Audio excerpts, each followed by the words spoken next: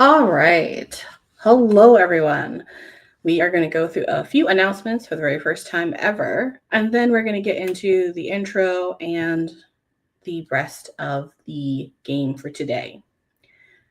Couple of things to announce. This is the season 1, arc 1 finale, which means three things. Number one, the stakes are the highest they are going to be until we do the finale for the second half of season 1. Therefore, some characters may not make it out alive. Number two, there will not be a live recording in the next 2 weeks, which would be Halloween on October 31st. Instead, our Halloween special will go up. That's going to be Mystery Club, The Murder Mystery. So you can tune in to watch that on YouTube or our podcast website, but there won't be a live Twitch video that day. And then third, after this episode, the next live recording is actually going to be a fireside chat where I and the players kind of talk about the first arc and maybe even do some planning for the second arc and the finale of the season. And maybe you'll get some sneak peeks as to what is to come. So I think that is all of the announcements. Now let's move on to my general opening. Hello, everyone. Welcome to the Aging Journey podcast, where we explore the strange and unusual experiences of growing up and time in various systems, as well as provide a safe space for diverse role players to explore aging and other lived experiences, unite diverse communities, and decrease social isolation through online gameplay. As usual, I have Static, Pan, Lynn, and Benji playing a Kids Camping campaign. I am your GM, Tanya, and you can catch this game and other games just like it on our YouTube channel. Our socials and content warnings will be in the description of this video. Enjoy the journey.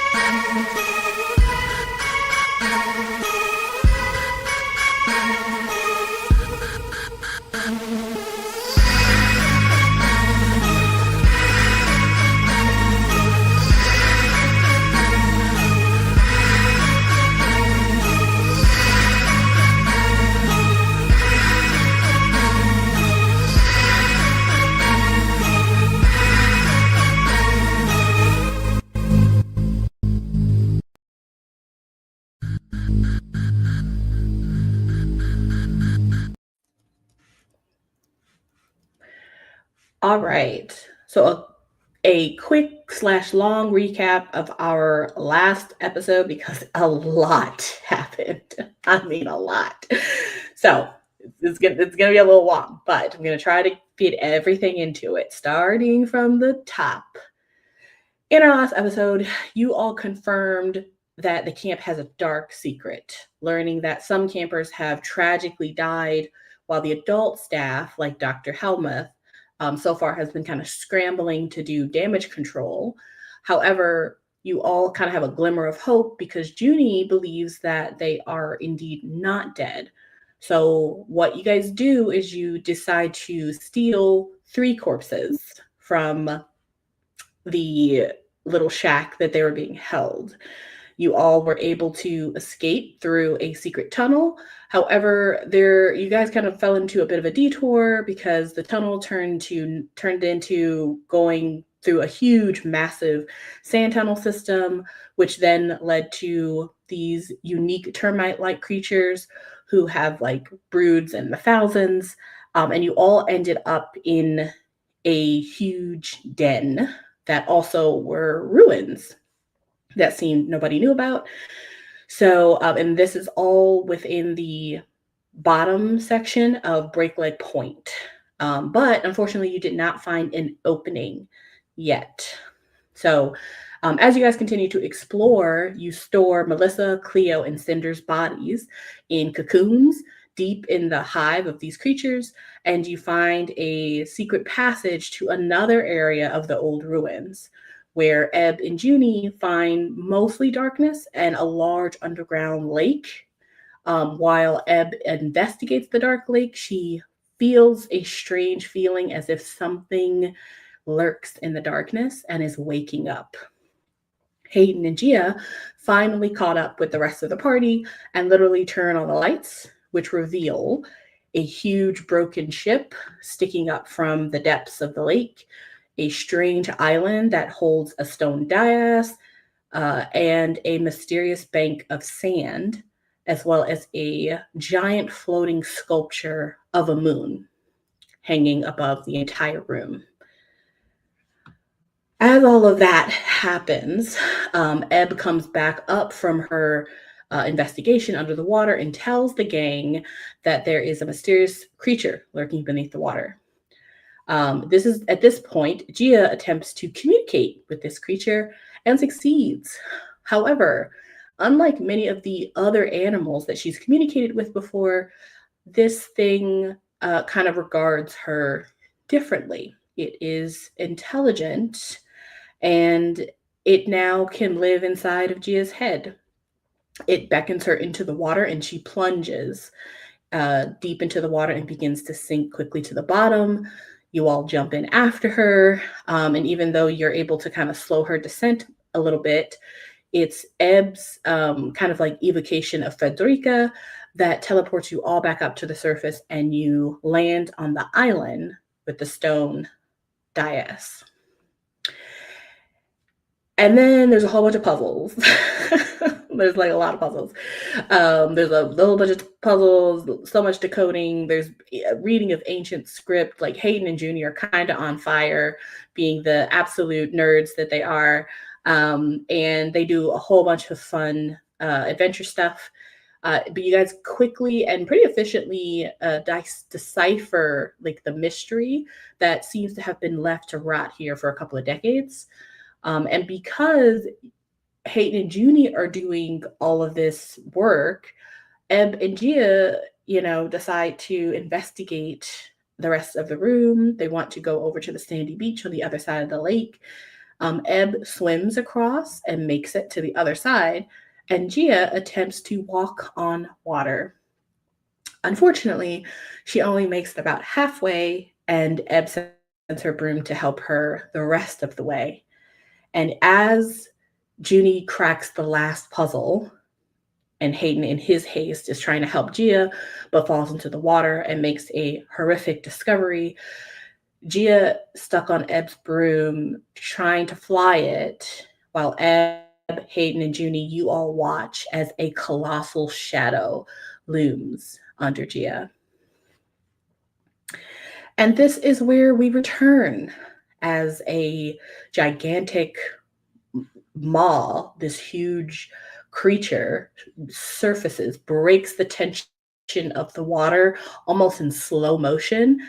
It's one side of its jaw on either side of Gia and the Ebb's broom, and it kind of shoots directly upward out of the water, Gia disappearing in front of you.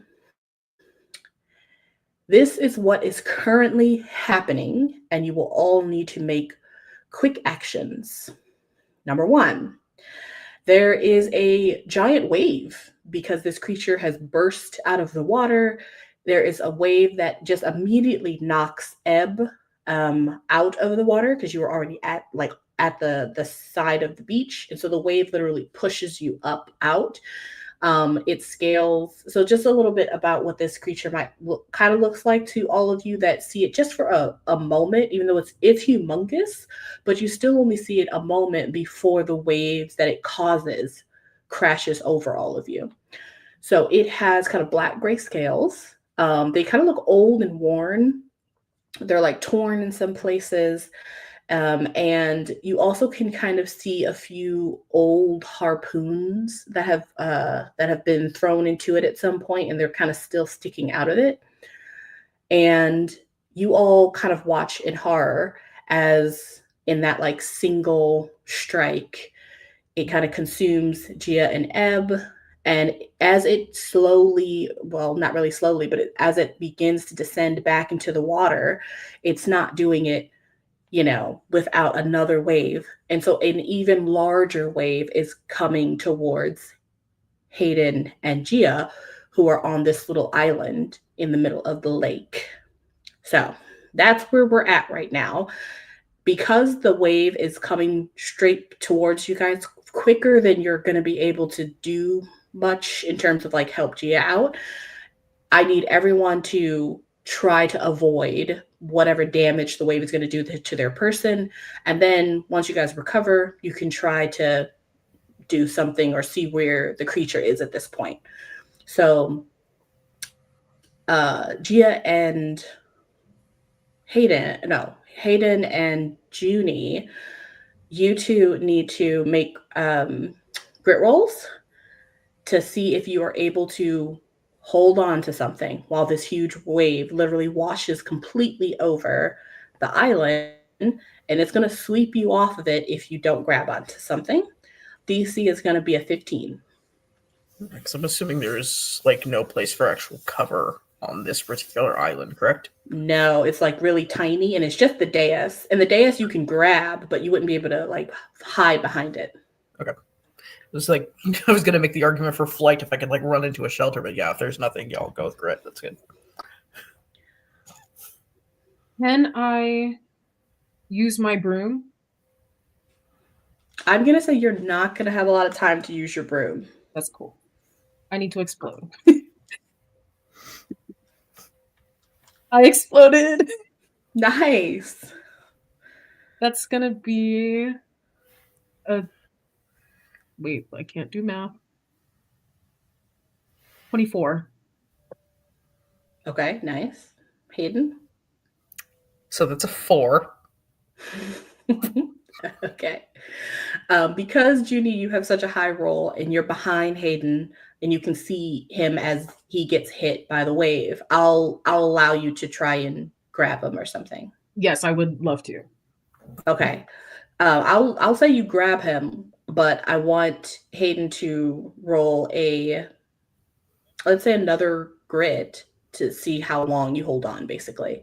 Okay. But we'll make the DC a 7. Okay, it's at least probably doable.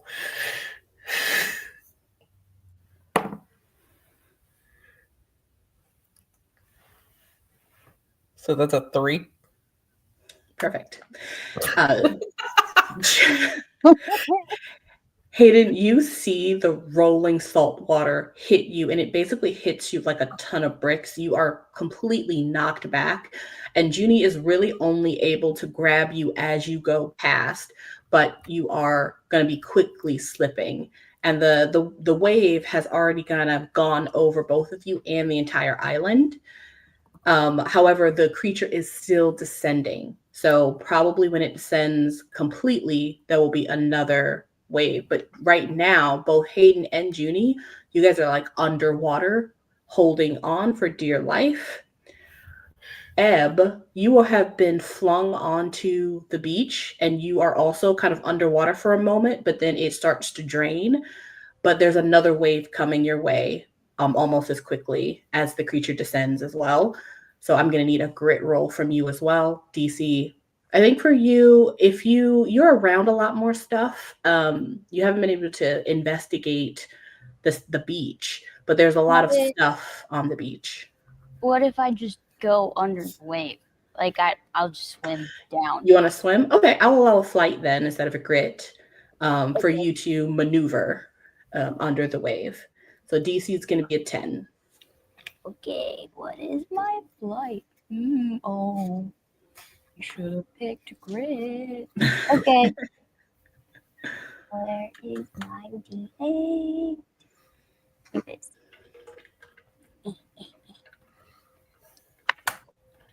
A 4.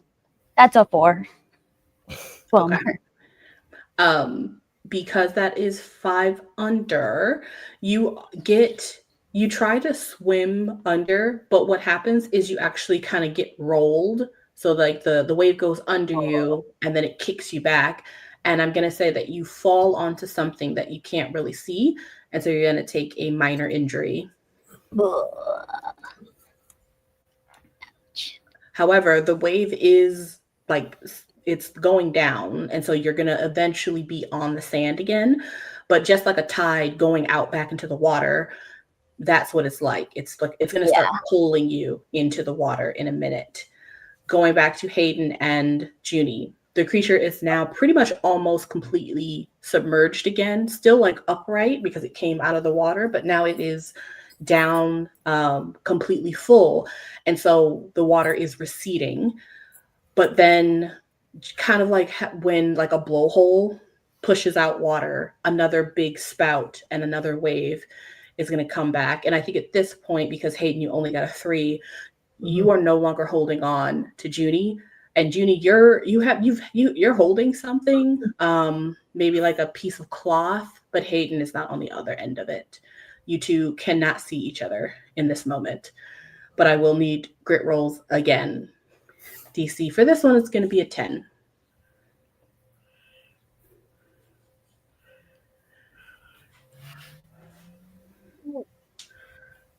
Should I use both of my adversity tokens? I only have 2 left. Mm-hmm. No, I think I may have to save it. I have an 8. Okay. Hayden? That's a 1. Okay. It. Juni, you watch as the other smaller wave, but still a pretty large wave for this dais and where you're at, kind of hit you once again, and you are once again fully submerged. You're holding on for dear life on the stone dais, but your fingers eventually, like right when the wave starts to recede, you lose your grip and you are washed off of the island, floating almost like in a bit of a typhoon, closer to where the creature descended. Hayden, you are completely submerged underwater. It is getting darker and colder as you basically fall down unconscious. Ebb, grit roll from you as you are able to hopefully get your bearings as the water completely recedes so that you don't slip into the water. DC is going to be a 10. Well, we'll make it a 7. Okay. Oh, please. While I find my dice. Here it is. Oh no. It was almost fine. And then it wasn't. That's a 2. But I do have a lot of adversity tokens, and I'm not ready to die yet. So I'm going to spend 5 of them to make this a 7. You are what did you hit on your body for your minor wound? Where is it? Well, if I was trying to dive under, I guess, and then I got flipped over, it's probably like one of my ribs or something got smashed into a rock. Okay. As the tide once again for the last time begins to leave and go to this, what you're now kind of seeing is a bit of a whirlpool where the creature descended. It's like the air that it brought down with it is now sucking water down. You're trying to avoid falling further into the water, and you are able to do that. But as you reach up to grab something, that rib that you just bruised gets even more bruised, and you now have a second minor injury in the same space. Dang. But you're able to hold on and you don't slip into the water. Unfortunately, you watch Juni kind of go into a spiral and get sucked down into the typhoon that's in the water.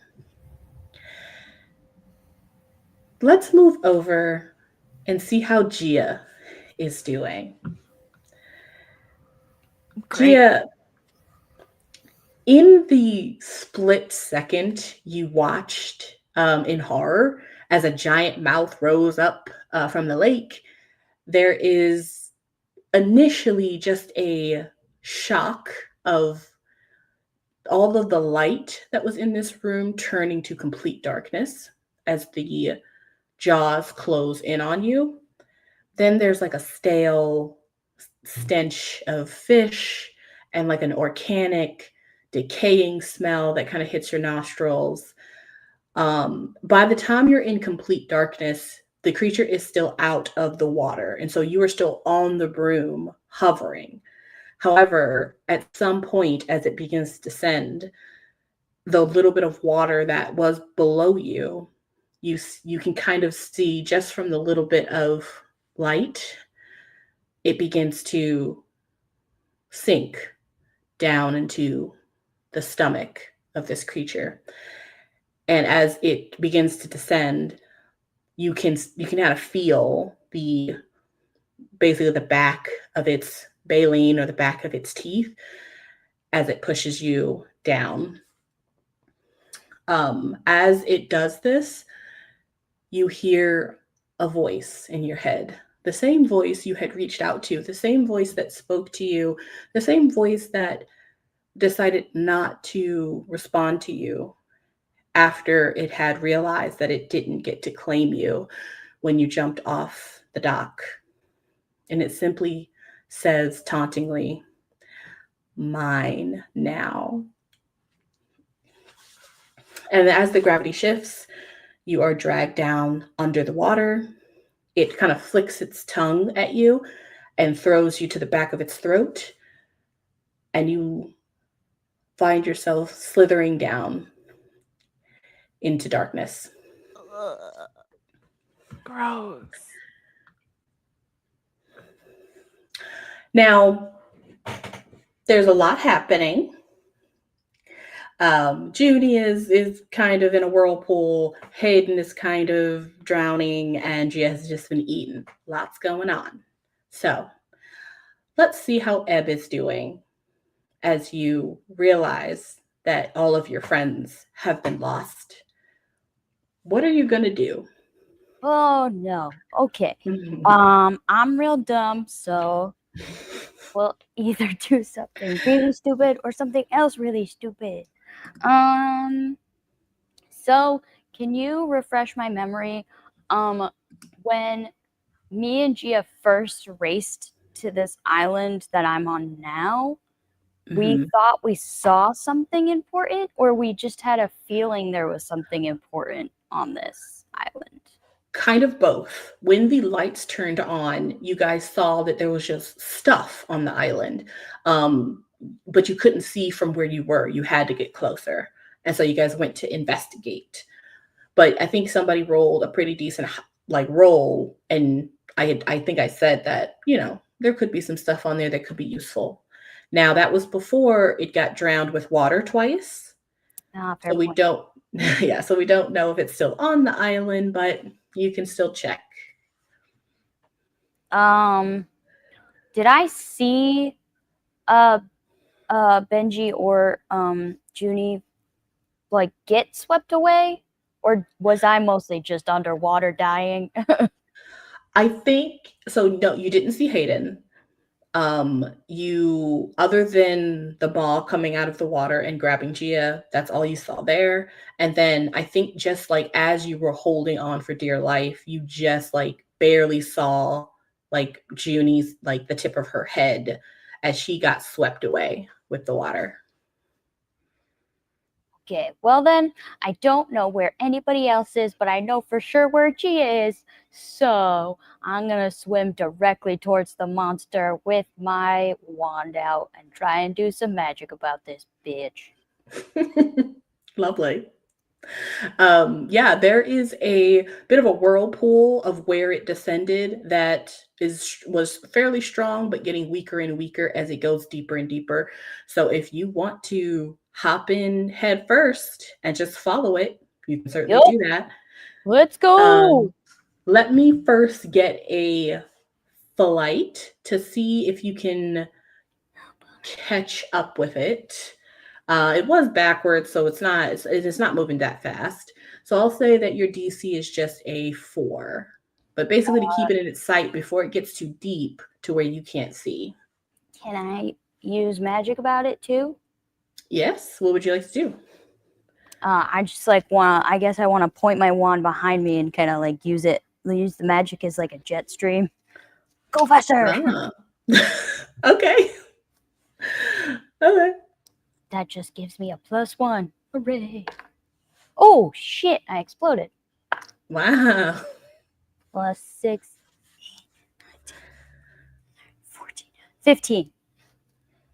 Wow. Okay. You dive headfirst, and right in front of you, still moving quite slow, but now you can clearly see. Like before, it was a large beast, and when you were under the water earlier, and you could see that this place got deep, but you couldn't see past a certain darkness.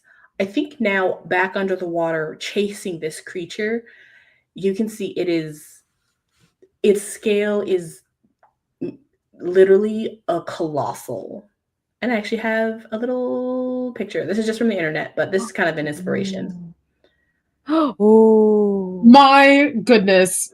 he's Oh, so no. pretty. Oh God. Oh man, it was nice knowing you, Gia. You know, I'm looking. That's not what I was at- imagining at all. Looking at the Oh, thing he's now. I feel like this is what happens when you just say, yes, I'm going to approach the creature. Like, You get this abomination. I regret nothing. It is indeed more of an abomination than you assumed, and probably any of you even guessed. It's not necessarily like, just a big, whale or some sort of like,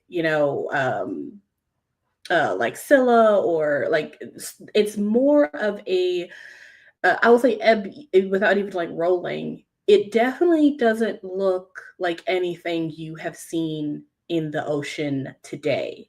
Perhaps this is an older monster than even you and your mother and your clan have ever even seen with their own eyes. And it's a bit horrifying that something this big lives in this underground lake, because the lake doesn't seem to be that large. But now you can kind of guess it is probably much bigger than you think. So I'm going to say that with that high roll, you are able to catch up with it, but you're going to have to like latch yourself to it, because in a minute or so, it's going to get to a depth where you're not going to be able to see it to follow it. So you're going to have to like hold on to it or do something. But at the moment, you are right on its tail, and it doesn't seem to be looking back at you or paying that much attention to you, but it is humongous. So you would assume that it'd probably be a little difficult for it to turn around. Okay. Then I'm gonna grab onto it so that I don't have to keep using my magic to swim, and instead use my magic to try and get it to burp out Gia. Okay. I'll say that you are easily able to grab onto it. However, to get it to do anything, you're gonna need to, because it's so big, you're literally like the size of a tick on it. And in fact, as you latch yourself to it, you do indeed see underwater parasitic creatures on its scales, and they look at you, and you two are the same size. We'll come back to that. Cool. Juni, you hopefully are swimming your heart out to try not to get sucked down further into this whirlpool, but you've already had you make a grit. Do you want to do anything else? I think in this moment, I think Juni is thinking about the bigger picture of things because she's seen so much of this before. She's just like, the bigger problem here is that I'm underwater. I know for a fact that Gia is underwater because she got eaten by a giant beast. And if I could, I think Juni would like to try to communicate with Gia telepathically and offer help if she can. You can. I will say that you'll first need to get yourself stable because you are underwater. So do you want to I'll say that if you want, because Ebb was able to run after it, but she saw you get sucked under before her. I'll say that if you want, you can also try to grab onto some part of this creature as it descends, or you can swim to the top. I think I will.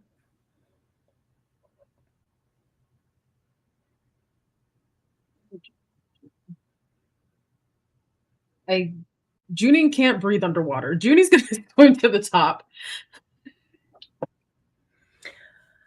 Okay. To try to swim against this tidal typhoon, I'm gonna need a roll. So you can Am I do right next either to the creature? Yeah, like you got sucked down right after it went down. Okay, maybe I will grab onto it. Okay. Yeah. I'll allow you to grab onto it just regularly, but then you will need to make a roll for like breathing underwater, and you can also do some sort of magic if you want to try to do something there. So I will. I think. Yeah, I think I would want to use magic about trying to breathe underwater, if possible. I'll say that since you were pulled down before it really turned around, I'll say that you are probably able to like grab onto something closer to its mouth. So like maybe one of these like give me one of them beady little claws. Tendril arms. Yeah. I'm gonna break one of those things off and I'm gonna make a seafood boil. Give it to me.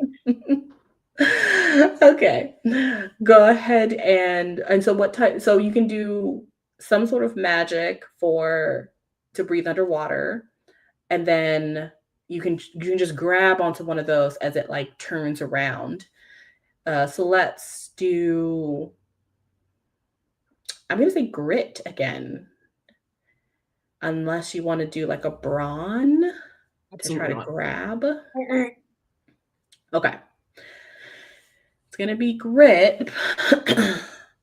Let's say, I mean, the grit is really for your orientation as you get like sucked down and you're trying to like get your bearings and you're trying to grab and you're trying to breathe. Like it's just a lot. Yeah. So let's just see how you keep yourself together while you try to do all of this stuff. So I'm going to say the DC is going to be a 5. Okay, it's doable.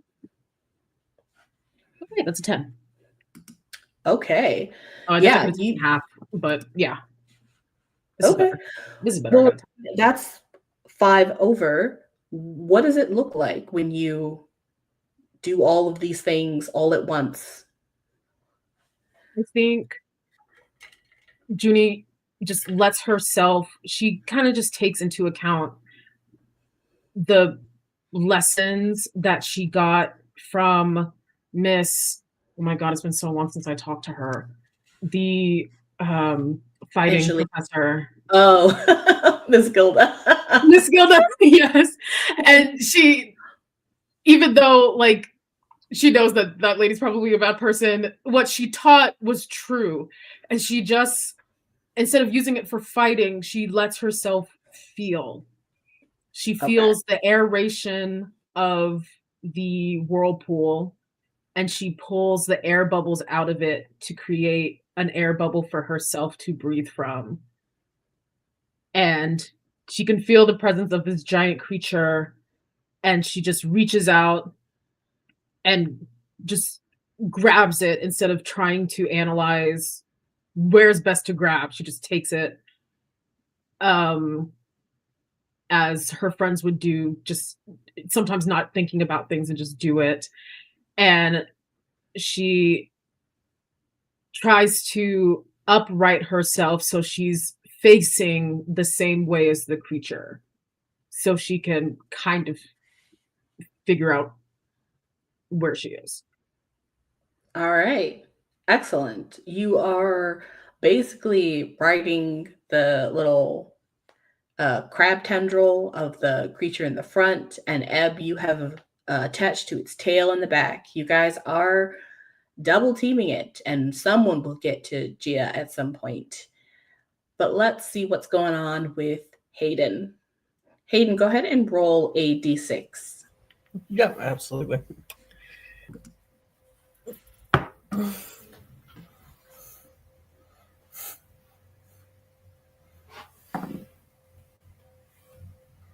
Is it 2? Okay. Back to Gia. Oh my god. I'm assuming that's a failed death save. We thought Gia was gonna be the first to die. Maybe not. No, absolutely. Hayden's gonna drown. Gia, you are alive in darkness falling, and you land into another body of water. Well, water is a strong word. It's actually warm, and as you kind of sink, you're able to swim in it, but it begins to itch your skin a bit. And I'll say that you're able to kind of break the surface. You are in the belly of this creature. And I'll say you can see a little bit. It's still dark, not as deep dark as you thought it would be, like darkness dark. There is enough light from somewhere, but you are floating / swimming in something that you should probably get out of as quickly as possible. Uh-huh.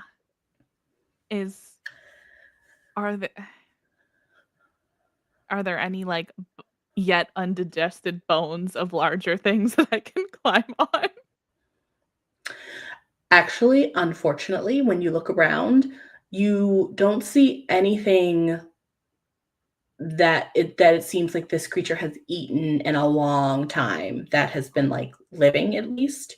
But I'll say that if you look around, you'll probably see like a lot of wooden stuff, things that haven't digested yet that aren't like people. So there's probably like a piece of wood here and there, boulders sticking up from places, things like that.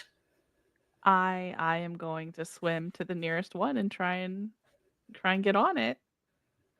Okay. Go ahead and number 1, make a flight roll to see how fast you can get there. DC is going to be I'll say there's a lot of stuff actually that's floating, so probably just a 5. Okay. That's so doable. Oh, that exploded. 13. Okay. You find a full raft. You're not really sure where it came from or how it was put together, but it's just a flat wooden like piece that has been binded together to other pieces with some sort of staples or bolts, and it's just kind of floating there. So you're able to pull yourself up out of there before you accrue too much damage. And there you are. Can I yell at the creature? Can you yell at the creature? You can do whatever you want. Yeah, no, I think just kind of like sitting on my Titanic door. Convenient. Only one person can fit on it. I would reach out to the voice that kept saying mine and say, look, if I'm not gonna be yours for long, if you digest me, can we talk about this? Go ahead and roll a charm roll. DC is going to be a 20. Uh-oh.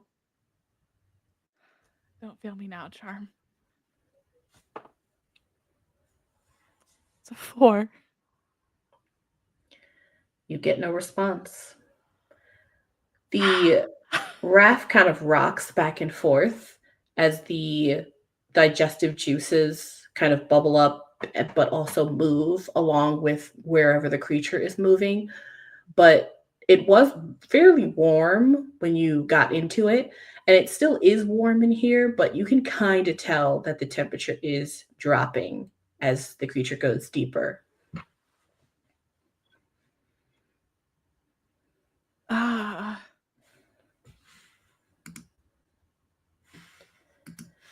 There's a bunch of like boulders and rafts and ornately carved doors in this stomach. Is there anything else?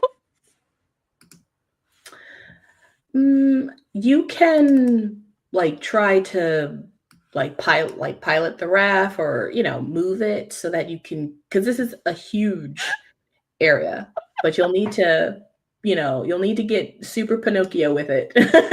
Oh, this is amazing. Yeah. Let's just go paddling around this thing's stomach for a minute. Perfect. We will say you are doing that. Meanwhile, Juni and Ebb, you guys are on either side of this creature. Juni, you have some limited magic so that you can breathe.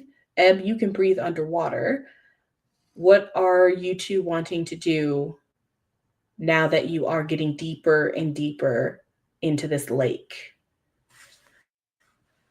Can we see each other? I think that depends. Let's see. I think probably Ebb, you can see Juni. I don't think Juni can see you.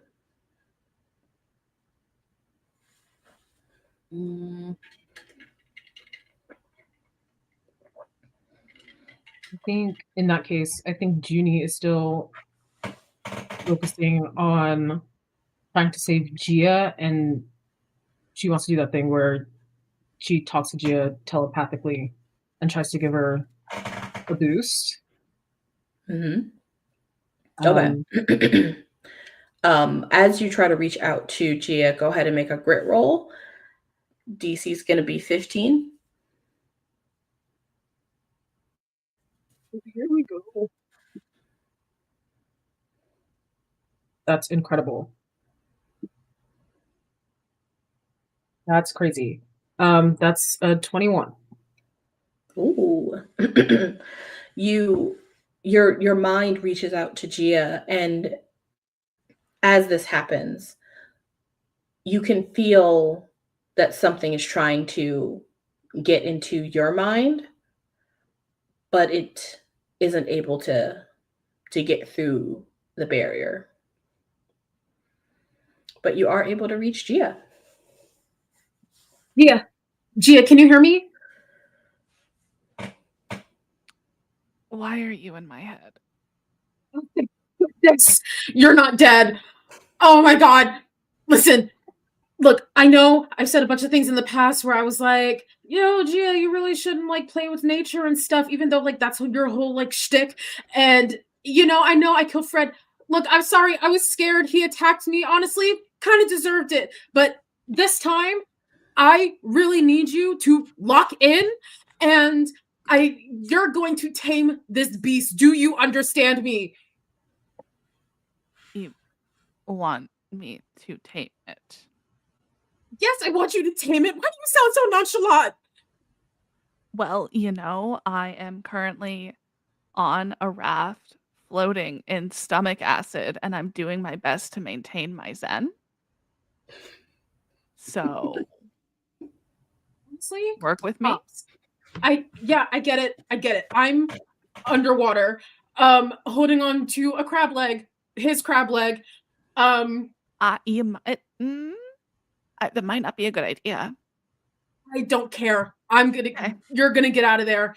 And what I want to do is give her a boost because it's my highest stat, if possible, in charm to tame this beast.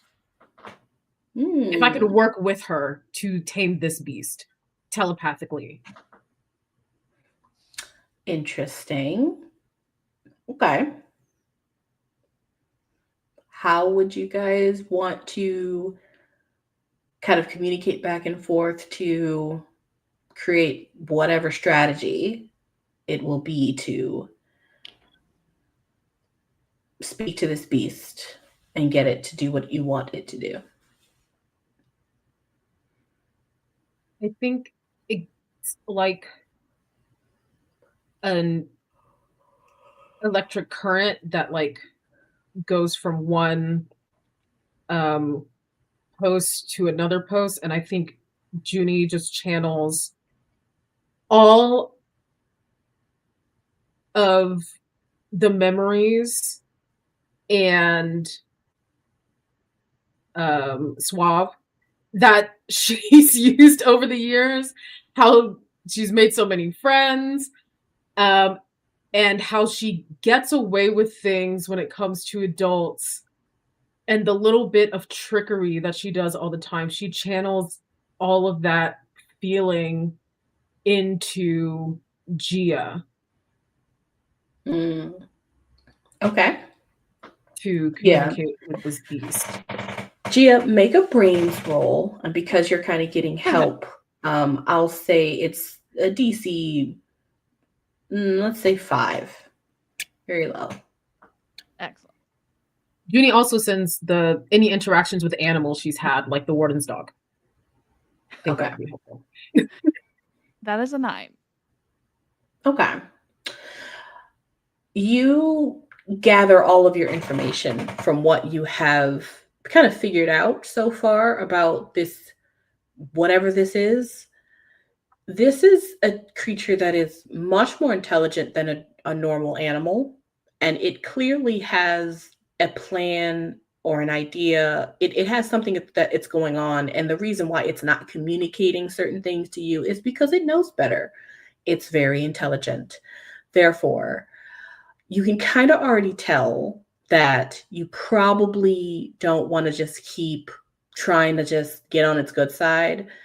You might want to figure out a way to trick it or figure out some way for it to let its guard down, something like that.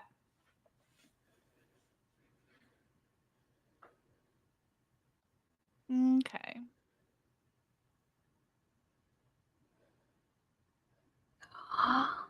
Did I see that electricity transfer that she described? Was it, Juni, was it something that you could see?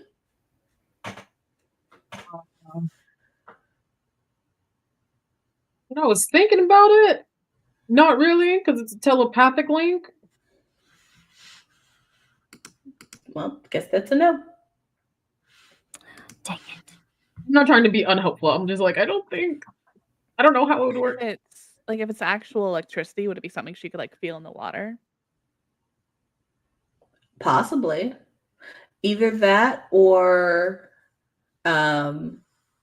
if you wanted, you could try to have Sploop go up to the front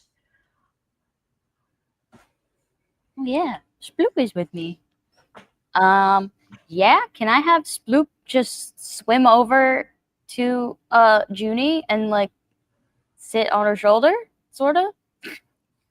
Yes. I will say that as you are connected to the tail of this creature and the parasitic things that are on and under its scales kind of turn to look at you, Sploop is even smaller. And so they are going to have to do some sort of a roll to try and get to Juni safely. Ooh. Do we have stats for our familiars? No, it's just going to be your stat. It's just ours? Okay. Yeah. So then I guess he'd want to just like go really fast because he's a prey creature. So like speed is kind of the thing to get away from predators, or to just blend into the side of the fish and look like a piece of mud, because that's kind of what he looks like. I'm probably going to say you should probably do flight, seeing as how you don't really know what these parasitic creatures eat. They might be cleaners, so they might eat mud. Okay, fair point. Then I will do flight. Run, Okay. Sploop, run! It is going to be opposed as no. they try to catch him as he runs by. So that's going to be, they're just going to try to like grab him. They don't have they're basically kind of like bottom feeder crab like creatures. So they have like arms, but they're not very articulate. Like the whole point is for them to grab things that are on scales. So if they can grab them, they will, but they're going to roll a d6. Okay. Oh, they explode. That's unfortunate. Oh, no, don't do that. And that's a 12. No, it's 11. They got an 11. Oh, no. They have to beat an 11. Okay, well, I rolled a 6. So that doesn't do it. I'll say that Sploop, he bobs and weaves about halfway. Again, this creature is ginormous. Bobs and weaves about halfway, but there are like thousands of these things that are all over this creature. He gets about halfway, but he gets a little snip right when he was almost about to make it the halfway. Yo. Oh, man, I'm really just not helping at all. Okay, go to somebody else. Ebb and Juni, you guys on the outside are trying to work through like continuing to hold on to this creature, but it is getting further and further into this dark deep. So I will eventually need grit rolls, even from both of you, because they're getting into deep territory here. Same thing with Gia eventually. But before we do that, let's see what's going on with Hayden. Hayden, go ahead and roll a d6.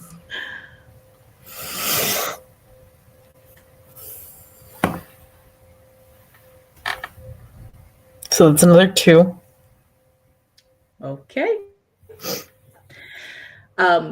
Hayden, you don't necessarily feel anything as you open your eyes, but you can see like shimmers of light as they are kind of coming down from somewhere, hitting in the eyes.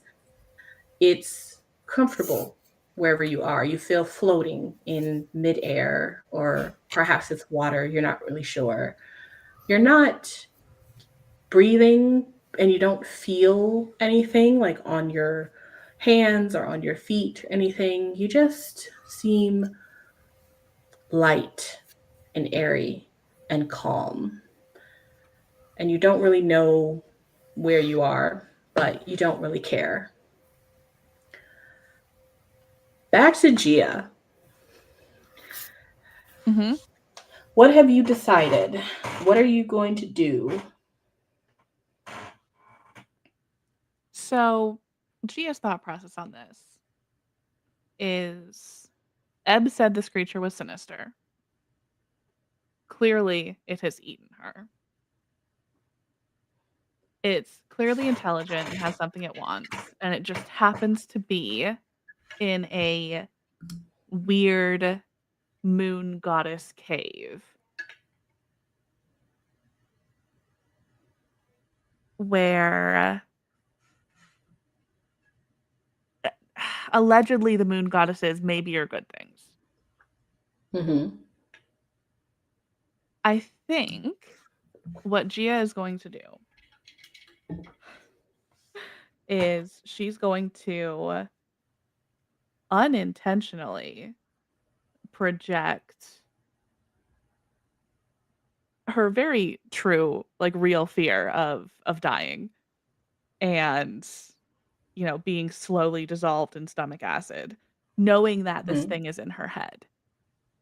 And then she's gonna try and bargain with it again. Okay.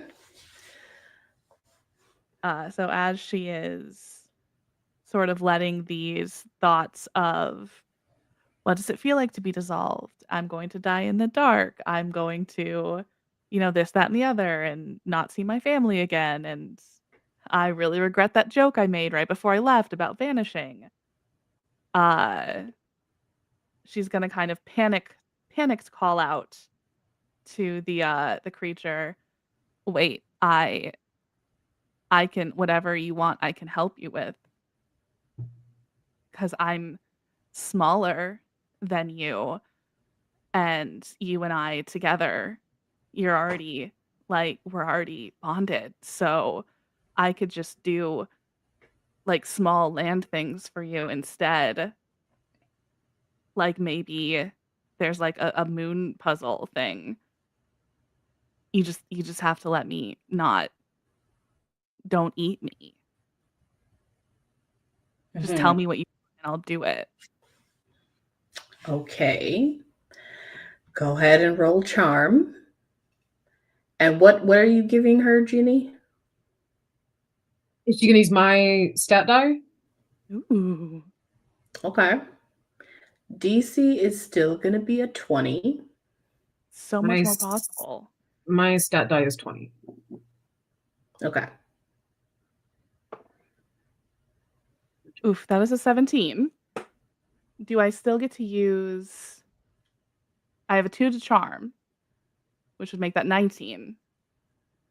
I will spend an adversity token to make that a 20. Okay.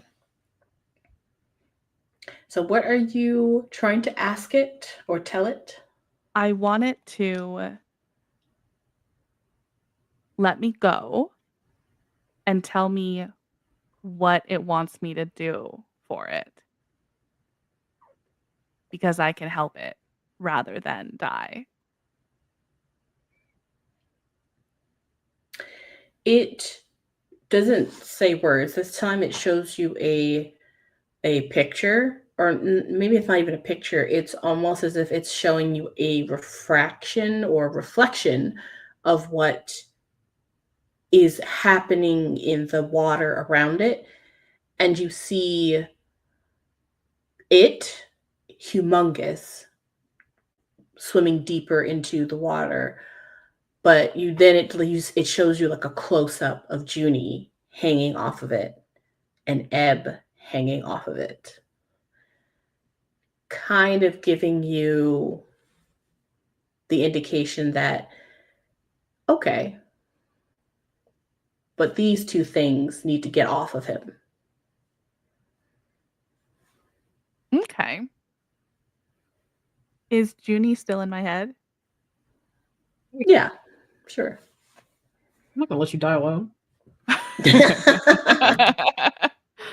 I'm gonna reach out to Juni and say, look, you need to get Ebb. You need to go. Get Hayden. All of you get out of the water. We're good. Just trust me.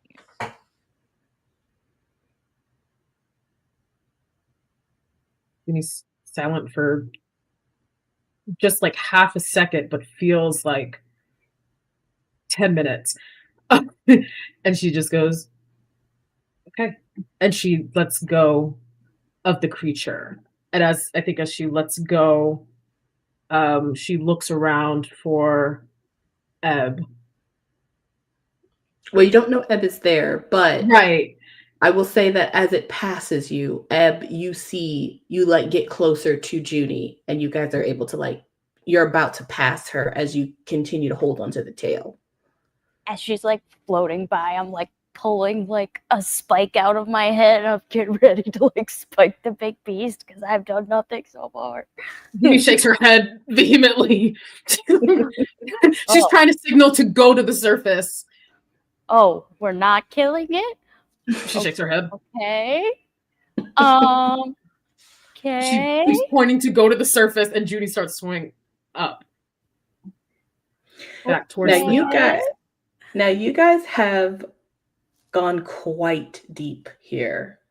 You have held on to this creature for a long time.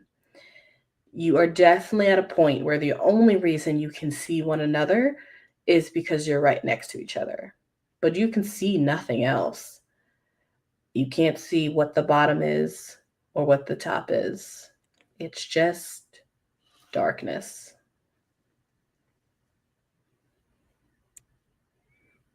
I will do magic about it. Okay. Try to create like a bioluminescent light emanating from the two of us, since like we're magical. Yes. And if Ebb does that, I want to blow a bubble outside of my breathing bubble to see where it moves to, because it should move up. That's smart. Very nice. Good brain thinking there. Okay. Then let's do 2 rolls. Ebb, really to make this like luminescent light kind of cover both you and Juni to give you enough light to kind of see around you. This is a deep, deep darkness and cold. So you're gonna have to really permeate it. And then Juni, let's do a roll to see how like well this bubble is formed and if it does what it wants you to do.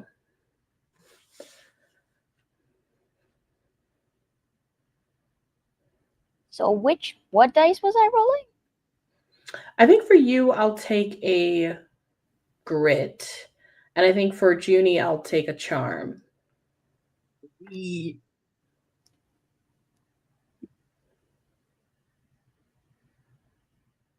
Not bad. An 11. Ooh, I exploded.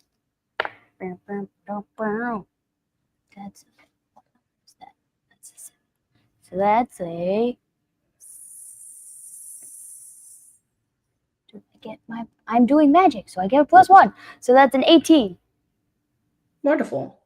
The DC doesn't really matter because as the light finally illuminates and the little bubble forms and floats and it shows you which direction is up, the light permeates this darkness and you all realize that creature is not the only thing Yeah, in these depths. We'll come back to you two in a moment. Let's check on old Hayden. Hayden, this time, this is going to be actually an opposed roll. Okay. I'm going to be rolling a d6. You're going to be rolling a d6. Switching my d6. I'm going to tell you what I get. Okay. A 2. You want to get over a 2 or get at least a 2. So you don't want to get a 1. Well, that's good because that's a 4. You realize you have been sinking now for the last 20, 30 minutes maybe. And eventually you hit something. It's warm and it's kind of moving a little bit like little tiny granules of sand underneath you. And you can still see the little bit of light that's shimmering down on top of you, even though everything else around you is complete darkness. And it's about this time when you realize that there's something like right next to your head, but you're not looking at it. You're just looking forward. Mm-hmm. Because you can kind of hear like a muffling, as if you were underwater and someone was talking. You kind of hear the muffling noises of that.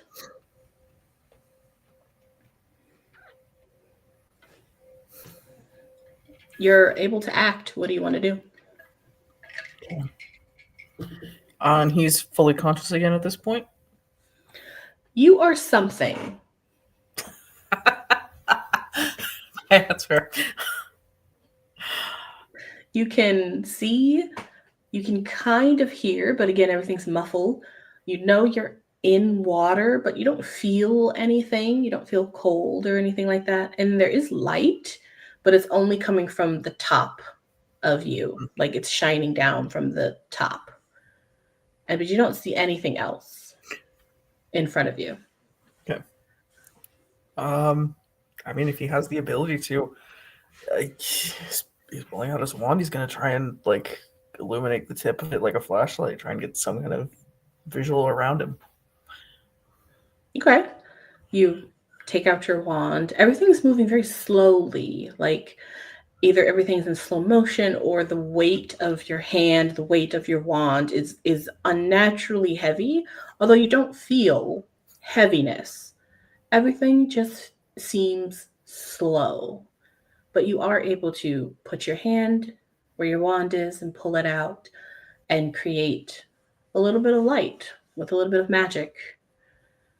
And it kind of shows you that you are indeed at the bottom of, you would assume, some sort of an ocean, maybe. And you kind of look around.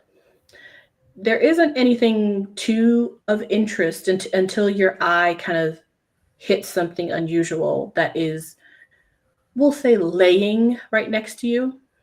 It is a young man, you think. You've never seen this person before, but they're kind of like laying like on their stomach, kind of like with their face looking at you while you are laying on your back. And they kind of have one hand underneath their chin. And you can see that they're saying something, but it just sounds really muffled. And this boy, he looks probably about like 17, maybe 18, slender, nice jaw, beautiful eyes, really long silver hair. And he's just like staring at you, and you can see him saying something. And he kind of has like a decent, like, normal look on his face, a small smile, but you can't actually hear anything he's saying. It's not like a visual, like at least gonna try and read his lips. Something. You can do that. You can try a bunch of stuff. Let's see. I think maybe I'll accept a brains roll to see if you can read lips. If you want to do that. DC is going to be a 14. That's a 19. Very nice. Yeah, you kind of like look at him and you're just staring at him kind of intently with like the light, trying to read lips. And he's saying something akin to, but he's actually talking quite quick, but you can kind of catch a few of the words.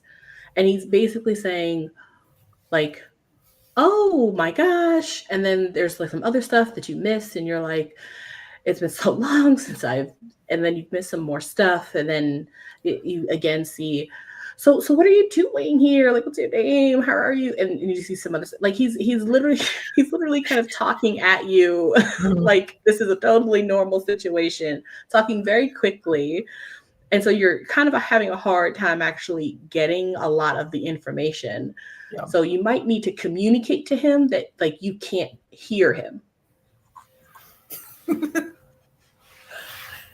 Okay. He just kind of holds up his hands, kind of trying to get him to kind of slow down just a little bit.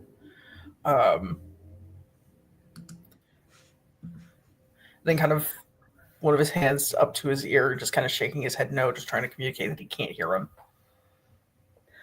He kind of looks at you, looks at your hand, looks at the ear, and you can see he's like putting the dots together.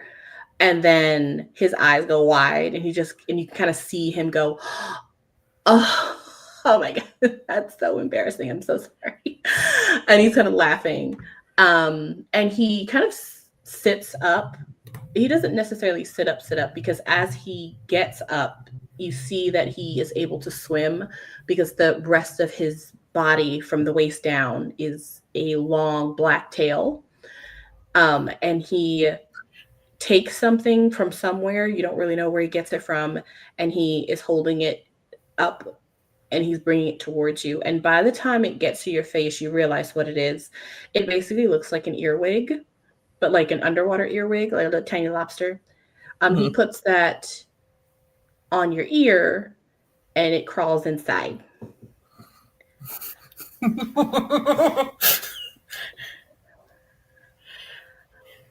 But now you can hear him.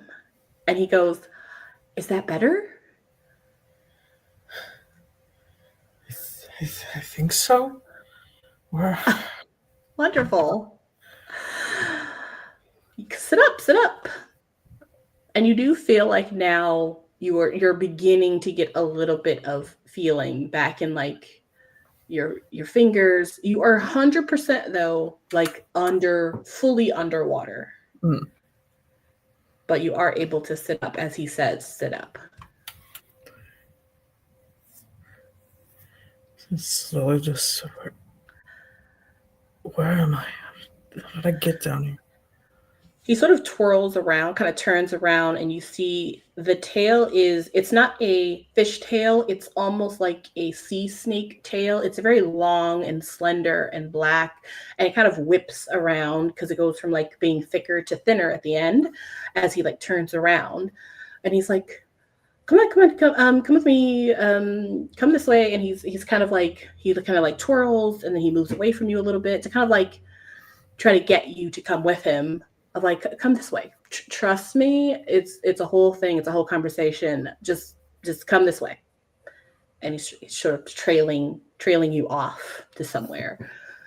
You eventually get all of your extremities and feeling back, but it is very odd because it feels like you are underwater. You can start to feel like the pressure of the water.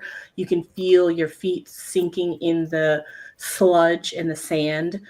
And you're just kind of looking around and you still don't see anyone in the darkness, even though you have some light. But you see him as he leads you somewhere. And that's what you're doing.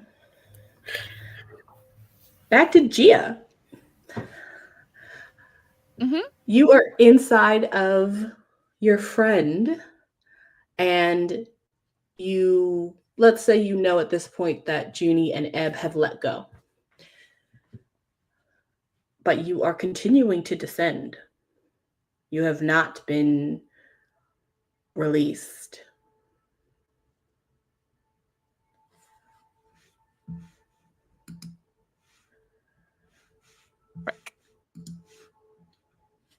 I continuously projecting the sincere desire to survive. Do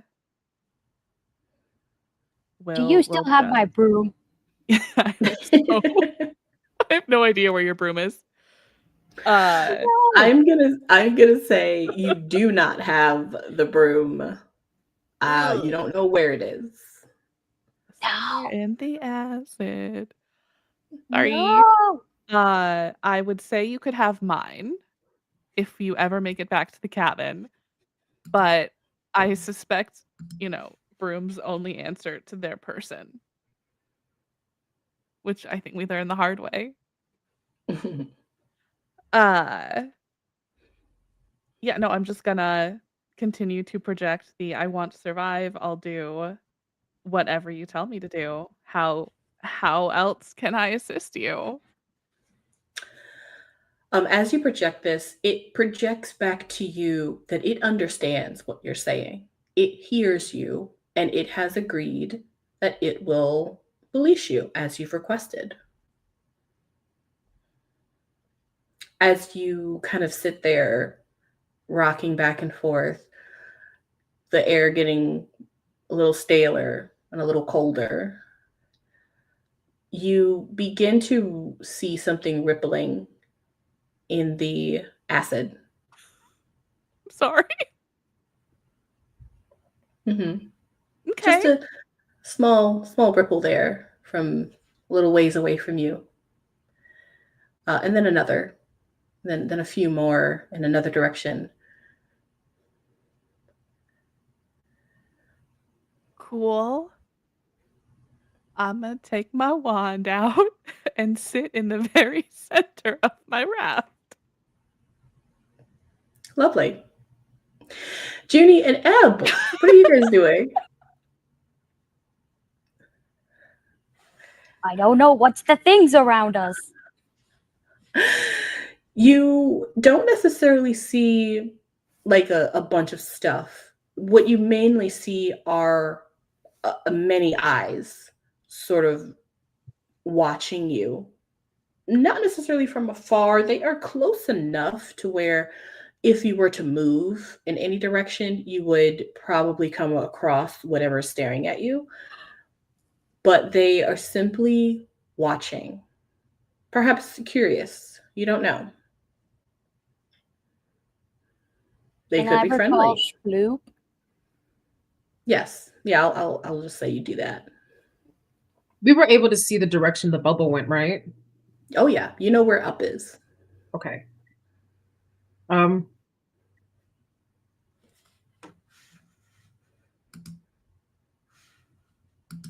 Maybe if we go real slow, they won't chase us. Juni just nods.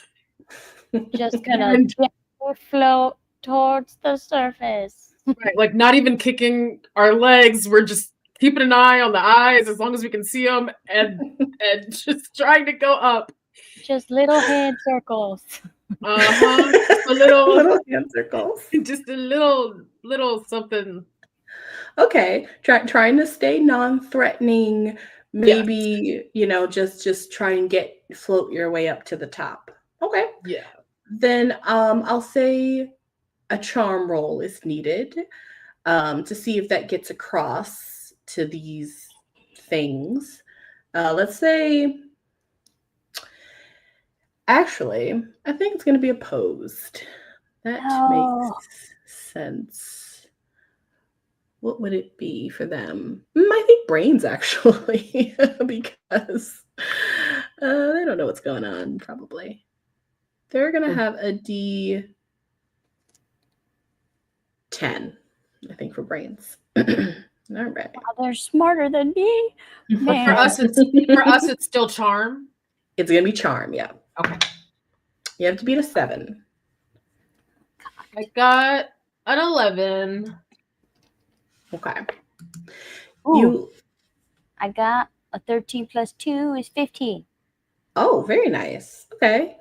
Yeah, you guys are able to slowly make your way closer and closer to the surface. It is quite a ways up going this slow. You guys were riding a large creature all the way down here. So this is going to be a roll you're going to have to make a couple times before you get to the surface. But for now, the eyes continue to simply watch, but don't take any curious nibbles. Yeah, I was Hayden. about to ask. Oh, sorry. Don't be suspicious. Don't be suspicious. Do you have a question, Juni? No, I was gonna say I was about to ask. I was about to see if I could see if they're non-threatening, but you said nibble, and that was enough for me. You can, I mean, you guys can expand the what are they called? The lights that you have. Like you can expand them so that you can intentionally get so close to them that you can see what they are. But right now, they are kind of intentionally keeping some distance, but still just watching.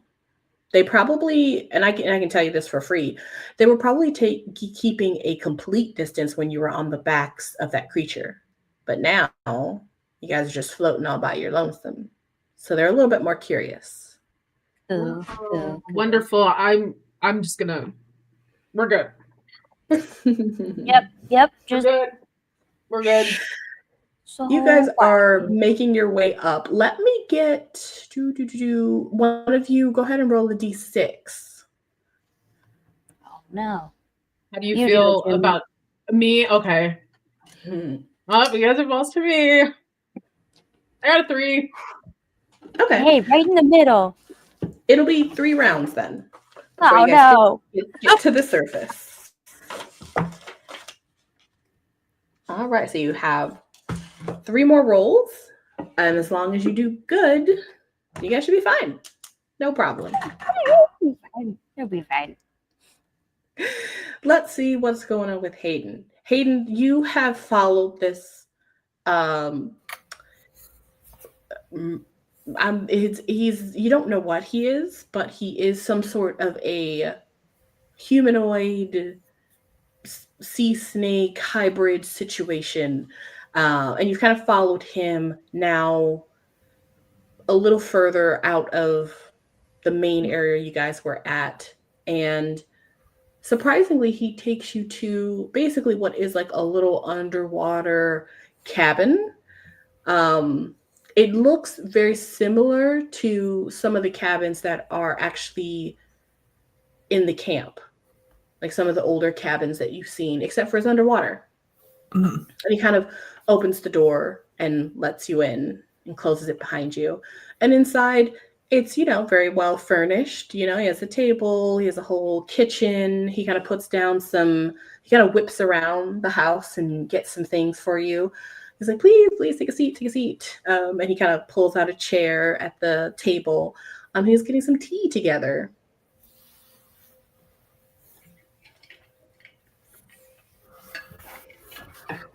Just kind of quietly takes a seat, just kind of still trying to process everything. Mm-hmm. So the last thing he has active memory of was sinking. Yep. He seems to have a very aloof air about him. He's just, you just literally see him like clanking away, grabbing some tea, a teapot and boiling water, like everything that you would normally see outside of like being underwater is happening right now. So like he turns on the oven, you see fire, it boils. He gets some stuff down from the cabinets, and like a tea cup like kind of falls out, but it slowly falls out because you're underwater, so he's able to catch it, and then he puts it on the little saucer and he puts it in front of you. Now I only have like 2 different types of biscuits. How do you feel about ginger biscuits? That's fine, thank you. Okay, ginger biscuits it is. And he turns around, whips over to a little other cabinet, gets some biscuits down, and he's just now at this point just kind of like, like humming to himself, making you both some tea, getting some biscuits together.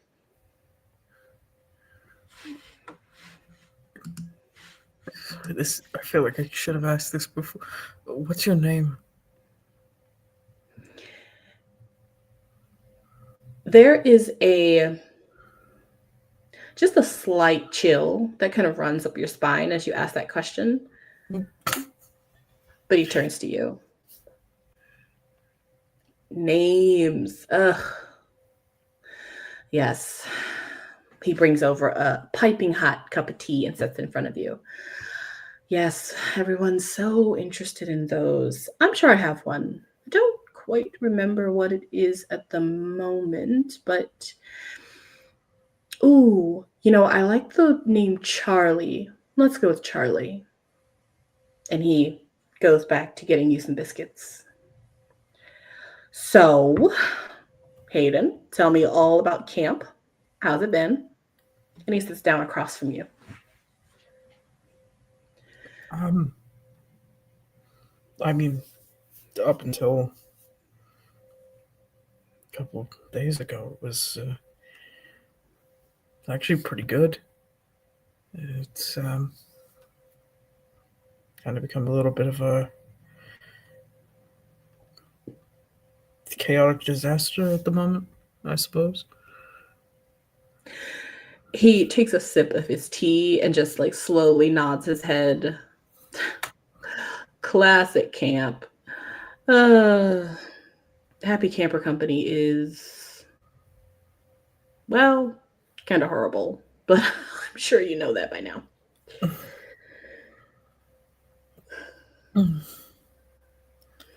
Well, pretty sure that's the word you describe when you wake up one morning and 3 folks you consider to be friends are dead. He sets the cup down, and at this point he looks a little bit more serious. He has a frown on his face. He goes, "Oh, that is rough. But death isn't all bad." I mean, his eyes kind of widen. You might even make a friend.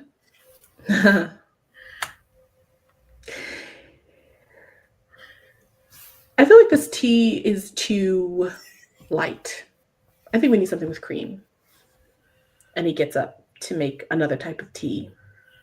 I think at this point, as you are kind of looking around and trying to get used to whatever this interaction is, I think you finally realize that the cabin you are in is strange. It kind of has a bigger on the inside kind of going on. Like on the outside, it looked like a little tiny shack, and on the inside, it kind of looks like a 3-bedroom house. The door is really nice and pretty, but there's also windows like in the kitchen. And now you're realizing that there's light coming in from the windows as if you are outside. This indoor place is odd. Yeah. And colder than it was when you were outside. And he's humming again. Now making another cup of tea, even though you haven't touched your first. But regardless, he sets another cup next to you, next to the one that you already have. And sits across from you again with another cup of tea. So have you been around here longer? I mean, you seem to at least know what the camp is. Oh, yes. I have been here since, and he kind of looks up a little bit to kind of do some math. Since, I want to say, what is it, 12 or 14? I think 1400 years ago, I believe. I stopped counting after 600, I think. But yes, I have been here. Right here, specifically, he kind of points at the table, for a long time. Long time. Haven't had any company. So it's so good to see you. It's good to have some company. Oh my, I'm so sorry. You haven't drunk any of your tea. Do you want something else? I don't have any alcohol, but I do have coffee. How do we feel about coffee? I'll make you a coffee. And before you can even say anything, he gets back up to make you a cup of coffee. Well, the ADHD is clear in this one. You must have multiple drinks at all times. Mm-hmm. Yep. Still having the 2 cups you have that you've not drunk, the 2 cups he has. And I think at this point, you realize that as he opens the cabinets, he doesn't just have a few teacups and coffee cups and plates. It's like filled to the brim. Each cabinet and each shelf is only teacups and tea plates. And he has quite an assortment of teas and coffees. You see no fridge. And there's an oven and a stove. And he has biscuits. But he hasn't offered anything else. But he is happily making coffee now, humming along.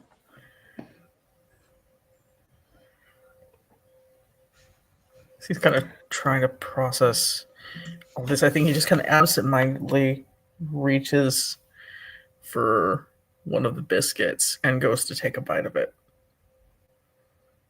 It is a delicious ginger biscuit. Very well made. You would even say homemade. He probably has made it himself. Fresh and crispy, even though you're underwater. He returns and gives you your cup of coffee. How do you like the biscuit? Sure. It's really good. Oh my God, thank you. Thank you. I have been working on that recipe for 400 years. I haven't had anyone else here to test it. So, you know what? I should make the other recipe. I have a blueberry scone that I think you would really like.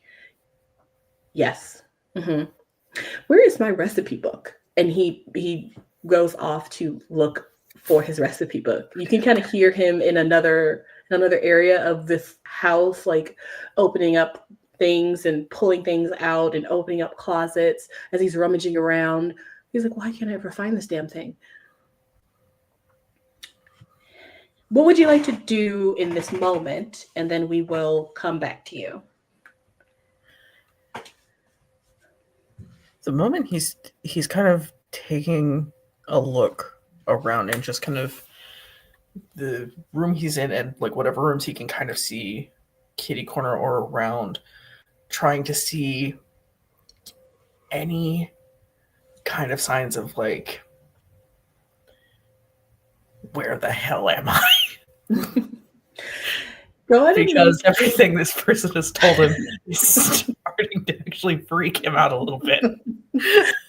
Go ahead and make a brains roll.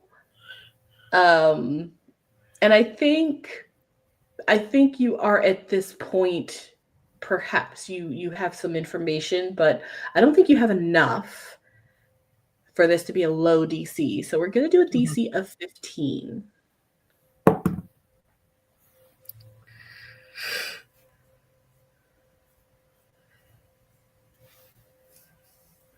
That's going to be a 13. Okay. Not bad. You are kind of looking around, and obviously there's something very odd about this cabin in underwater and this strange person who is a bit, distracted and excitable. But you're not really sure if there's anything to be worried about here. Like the place seems clean. Sure, the guy is a little bit odd, but I mean, he brought you here for some reason, and you don't know where you are. But as you kind of like your eyes follow any semblance of light, it is all the same light. It's all blue light. So it's either blue light that's filtering in from the window or from under the door. It's blue light. Mm-hmm. And that's what you're able to kind of see as he emerges triumphantly with a recipe book in his hand. Aha! I found it. It's on my bed. I don't know why I put it there. Okay. And he kind of flips through it.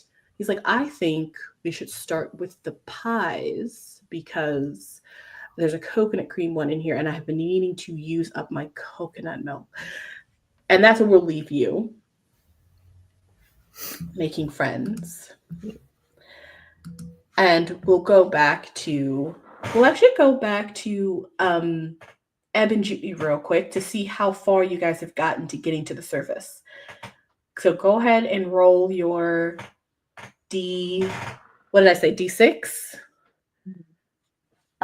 We rolled a D6 and we got 3.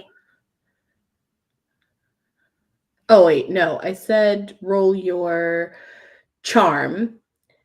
And I'm going to roll for them, and you need to get above. So you need to roll above a 4. Oh, good. Got 8. Nice. Got my dice. These 1 second. 1 second. I'm struggling. I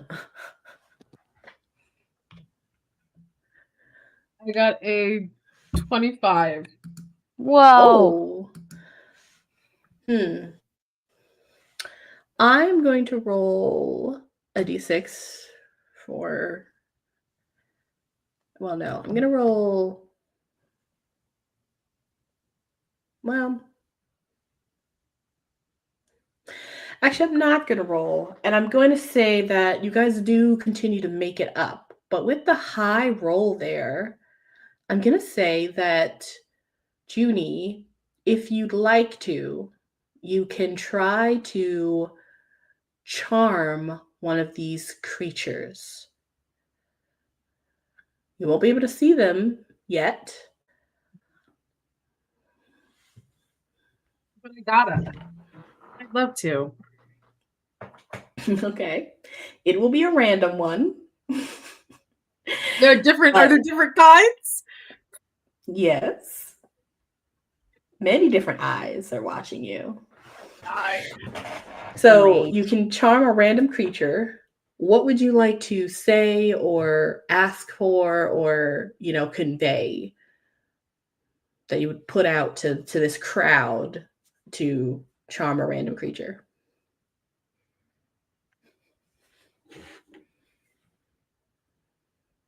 Oh, okay.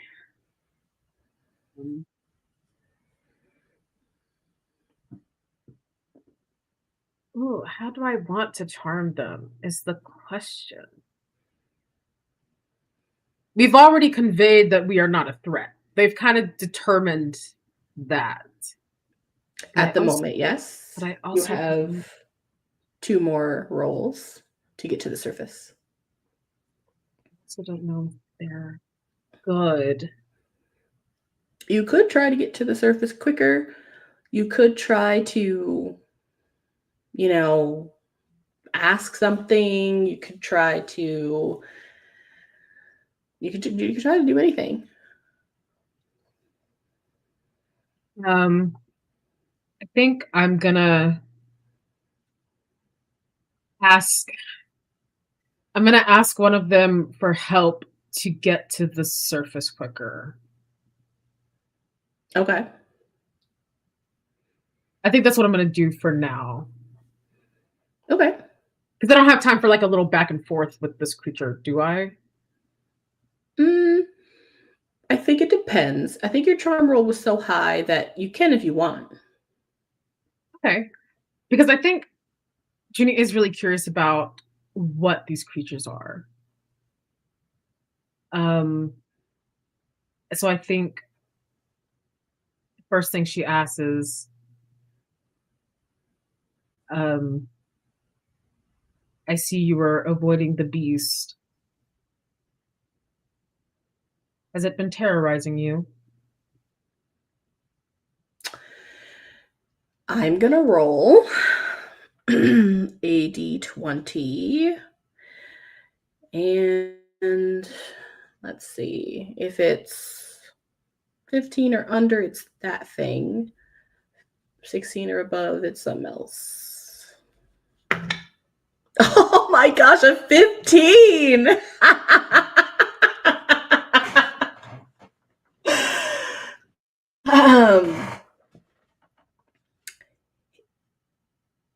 Juni, you say this. Have you conveyed to Ebb that you're doing this? No, I think it's just kind of in the moment, but I do think Ebb feels a subtle squeeze of Juni's hand. Okay.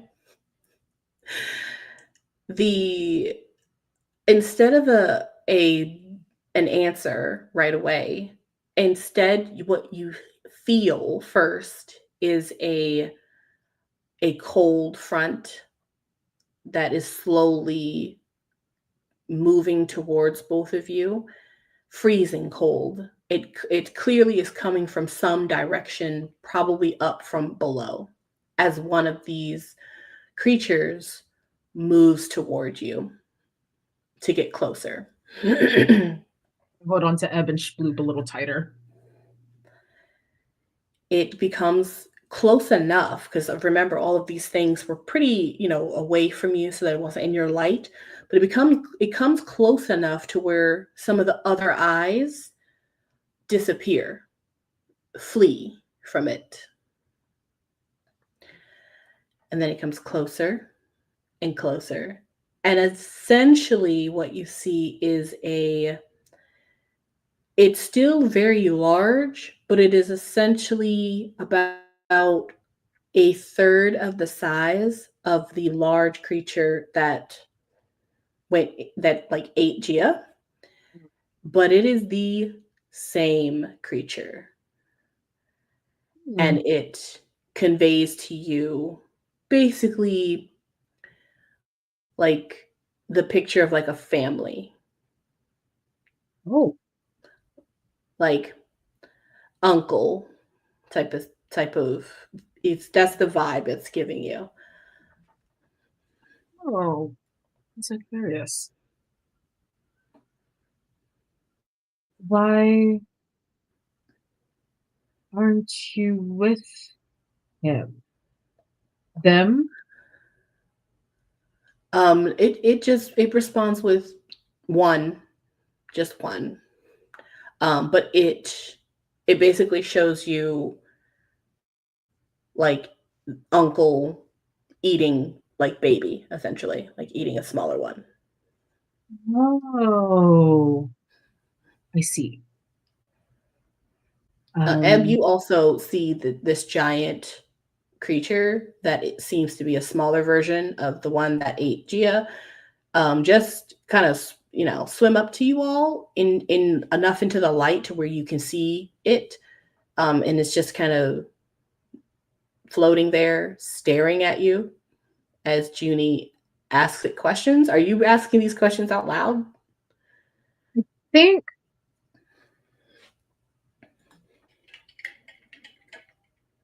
will say yes. She's talking out into her bubble. Okay. And I guess, I don't know the way sound waves work, like I'm trying to project logic into a magical world.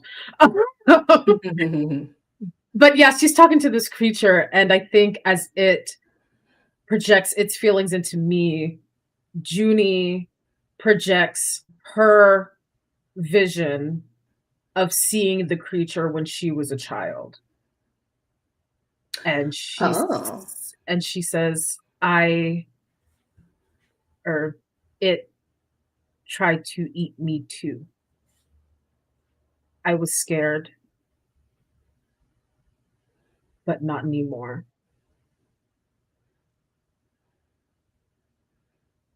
It kind of just understands, but doesn't really respond. Sort of just waiting to see if you want anything else. I think she offers. He says, I can try to help, but I have to find all my friends and get them to the surface. My friend Gia is in your uncle, but I think he has it under control. I point to me and Ebb, and I say, we're trying to go to the surface, and I try to project an image into it of Hayden. And I say, I don't know where he is. You project a image of Hayden, and it projects that image back to you, sort of confirming that it has seen whatever you're showing it. Where? Where? It opens. I tell this to Ebb. Yeah, let's hope so. Yeah. But also you communicate that to Ebb as you guys are having this conversation. It opens its mouth wide, much smaller than its uncle's, but very large, waiting for you to get inside. It kind of conveys to you that it will take you. He gives a look to Ebb.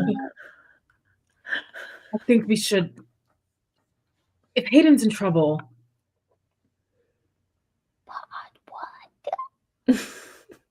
What if we? Why can't we just ride on it? Why can't we just ride on it? I think it might know better than us because it's lived here for who knows how long.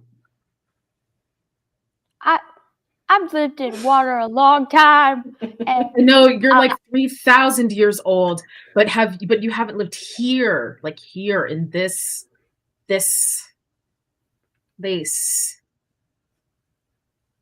Come on, Ebb. You've always been the one who jumps into danger without hesitation. Yeah, but I don't let myself get eaten by other stuff. I eat the other stuff. Can you trust me this time? Please. Please, please. And she like pinches your cheek. She's like, please, please, please. Okay. Great. And she conveys to the creature, she's like, thank you. Please don't eat us. and swims with Ebb and Sploop into the creature's mouth. Love it. And right before I go in, I hold up my dong. I'm like, if you do eat us, I will blow you up from the inside. I didn't say that. Then go in. I didn't say that. I didn't say that. And that, because of when that happens, we are not one entity, but it closes its mouth slowly, and just for a reminder of what it looks like, it's like this, but smaller. So not sure why you wouldn't want to go inside of that. Hey, somebody make an edit with like the little blushy face and like the flowers and stuff, and it'll be fine. It closes its mouth, but it does not close. It does not allow its teeth and its mouth to completely close. Essentially, it kind of closes it enough to where you guys are hidden within its mouth, but you don't go any further than the mouth area, and they don't close it completely. So you can kind of see between the teeth, so that you don't have an issue with like breath or anything like that. And it turns around quickly, and you swim further down back into the deepness, but this time you're going much, much faster because you're going their speed, and they are taking you to where they last saw Hayden. While all of that's going on, Gia, you've been in the belly of this beast for a bit. You have tried to communicate with it back and forth. It seems you're at this point, you're not sure if it's just placating you or what, but it has yet to release you. So you don't know what's going on.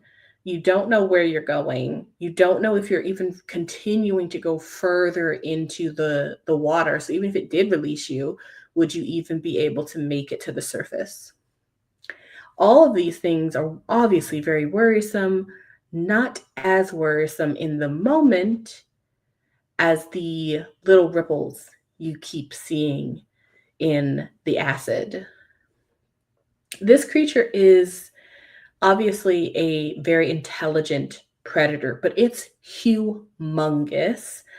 And based off of what Ebb told you when you first got here, that this creature was waking up. You would assume that this is the creature she was talking about. So it must have been in some sort of hibernation.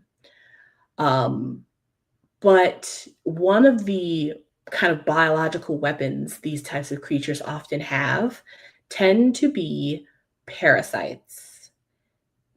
These tiny little organisms are kind of usually embedded in all parts of a creature like this. And as you sit in the middle of this raft holding your wand, you see the ripples slowly coming closer to you. And you know that you can't stay here anymore. You have to get off of this river of acid. Things are starting to notice you. Is there in my little paddling around, have I found anything taller than a raft? I will say there are probably some rocks that are sticking up, but you might want to find something a little bit more permanent.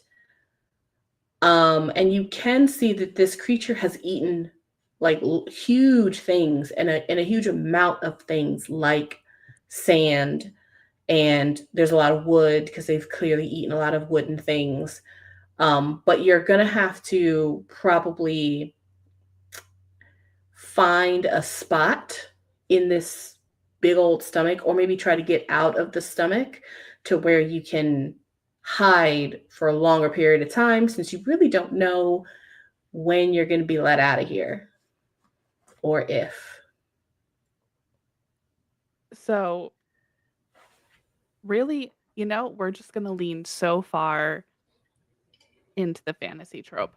I would like to do magic about it and try and take all of these pieces of wood and stone and sand and try to build myself a pretty tower in the stomach that I can hide in like the princess I am. Okay, gathering of materials, crafting them up, creating something using magic. It all sounds good to me. I'm gonna say there's a lot happening, and this is kind of a situation where it'd be a little bit difficult for you to find all of these things, put all these things together, and not lose your cool as you realize that you may not make it out of here. So first, I'm going to need a grit roll. Great. DC is going to be 10. It can explode more than once. Mm-hmm. Oh, there's one. Yep, nice. Ooh, that's not 2. Okay. You said it's a 10? Yes. Okay, I rolled a 7. Okay. I will spend 3 adversity tokens to make that a 10. Okay. You are able to find, it's kind of soaking wet sand, but it is sand and it will pack nicely. You're able to find like bits of wood, and if you climb on the biggest rock that's jutting out and you climb on the top, you are able to make essentially a sand castle, essentially, is what you're able to make with like some wood pieces, and you're able to put like a door on it and everything. It doesn't look bad, surprisingly. And it will function to at least keep out the elements or anything else from like your exposed body on top of this rock. But it won't last forever. But for now, you have a little bit of a safe haven. And with that, let's see how Hayden is doing. Hayden, on the table, you're not really sure how many, you want to say hours, but you're not really sure the time really makes sense here, just like nothing else, because you have so many pies and cakes in front of you, cupcakes, muffins, scones, like quite a variety. And you've honestly been kind of force fed with, with like a silver fork every time he makes something and puts it in front of you. And unfortunately, they're kind of delicious. I mean, you guys are good cook. And you're not really getting full, so you just keep eating it. The table is basically overfilling. It's piled with pies on top of pies, and there's the muffins that are like falling off of the table, and of course so many cups of tea and coffee that are just precariously sitting on, the edge of a seat or on one of the other tables or on a counter. This place is starting to look a bit more of like a pigsty and less of like a cute little house.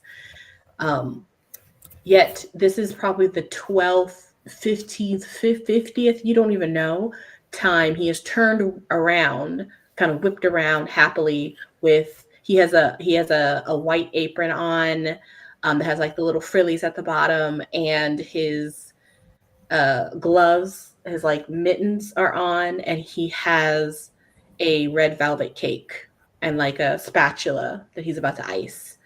And he kind of turns around to look at you. See, now I have been thinking of cream cheese icing for this one because that is traditional. However, what do you think about Italian icing? I know it's non-traditional in this case, but I think it's really going to take it up. Because you know what I do? I add a little amaretto, right? And I just feel like the almond really does something here. What do you think? I mean, it is certainly worth a shot. You got quite an expensive collection of recipes. I do. That's actually volume 1. I have 256 volumes, but this one is my favorite.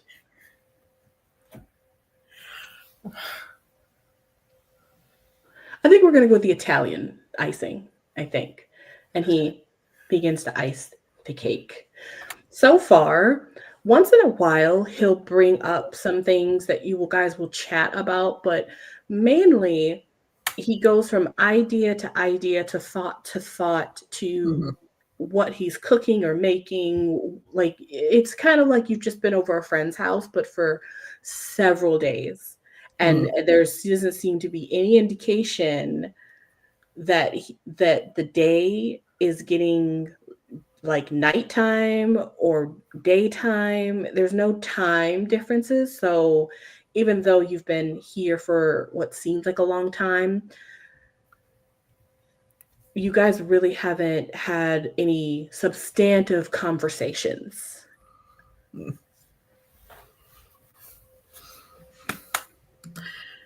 Hayden just kind of leans on the table, kind of looks at him. So, Charlie, I mean, I know you said it's a long story, but where is this place? I mean, I know the camp's full of all kinds of things, but I can see why they probably wouldn't tell many campers about this. Well, that's because it's not, obviously. He kind of sets down. He's cutting a slice of the red velvet to put on a plate. Like, clearly this has nothing to do with the camp. Sort of. Kind of. If we're being honest. The camp came later. You know this, right? And he sets a slice in front of you. Picks up a fork. Digs it into the cake. And kind of puts his hand under it. Okay, so just remember that the amaretto, right, is really giving it a different twang. So it's going to be unusual at first, but you got to give it a shot. And he kind of puts it to your mouth. I mean, he'll take the bite. I mean, it's different, you're kind of like, okay, the red velvet, it's very rich. The I get what he was going for. It's interesting. You don't hate it. It's still really good cake. But he's waiting for your kind of reaction. He's like, Is it too much? Is it too much? In a weird way, it kind of works. Oh my gosh. It is so refreshing to have a second opinion. And he kind of opens up his recipe book and makes some notes that the amaretto is a hit. You've been on your own for a while? He stops writing, just kind of lets his pen stop on the page, and then looks at you. Yes. Quite some time.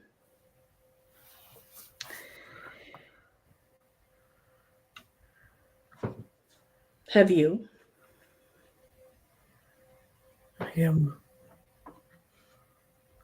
I don't know.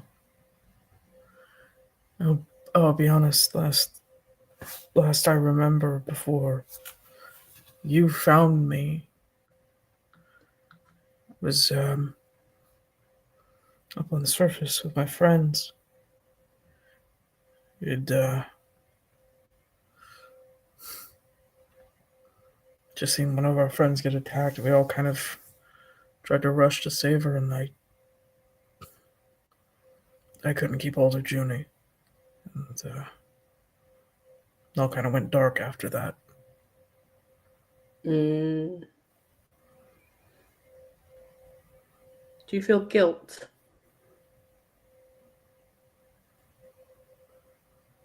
I don't know.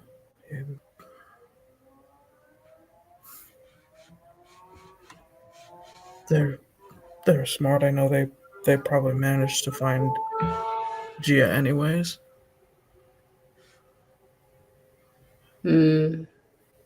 Perhaps. Perhaps she'll soon join us. I could use more taste testers. Kind of tilts his head to the side. What do you mean?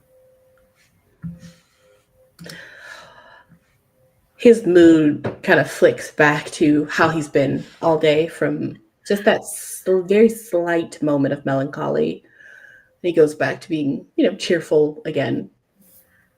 Well, this is only volume 1, and we've only gotten through to the cakes. I've done a few muffins and scones here and there, but I have 2 volumes just on scones. I was trying a double chocolate chip scone that I just feel like is a bit too much, because I was doing with semi-sweet chocolate, and I think maybe I need to do German. I don't know. So I have many different versions, and after a while, a scone is a scone when you've eaten it, 5 million times. So it'll be nice to get some other opinions, Plus, I'm not really sure she'd even really want to see you. Couldn't even hold on to her. She probably would be pretty annoyed. Go ahead and make a grit roll. DC is going to be 10. Okay, it might be doable.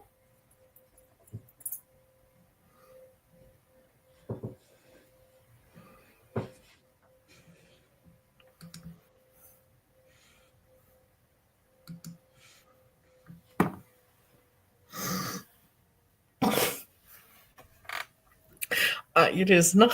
That is a 3. Okay.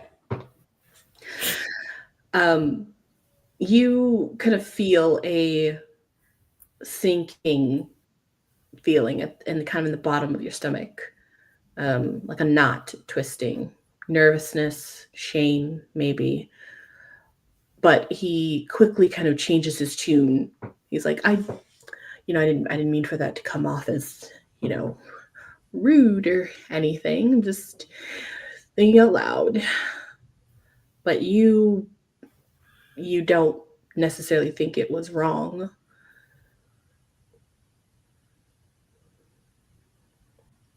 And he gets back up. I think we've had enough cake. Should we move on to another volume, maybe? I don't know. More tea? Coffee? He kind of blinks slightly. Are you saying I'm dead?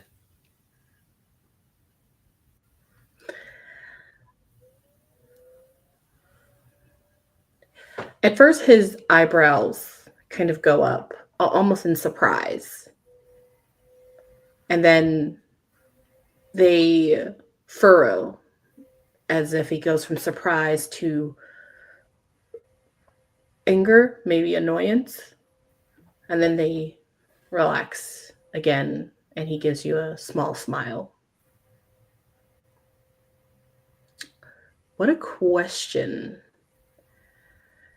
Do you think you're dead?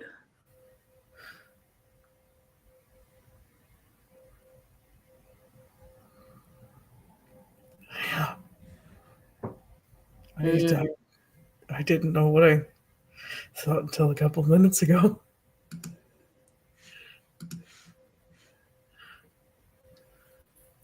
Well, I don't know if you could be dead and eating cakes and pies, drinking coffee and tea,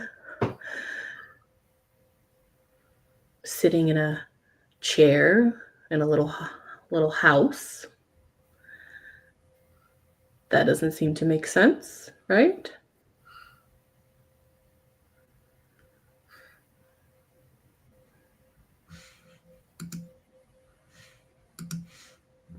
Yes, the world hasn't made sense for a while.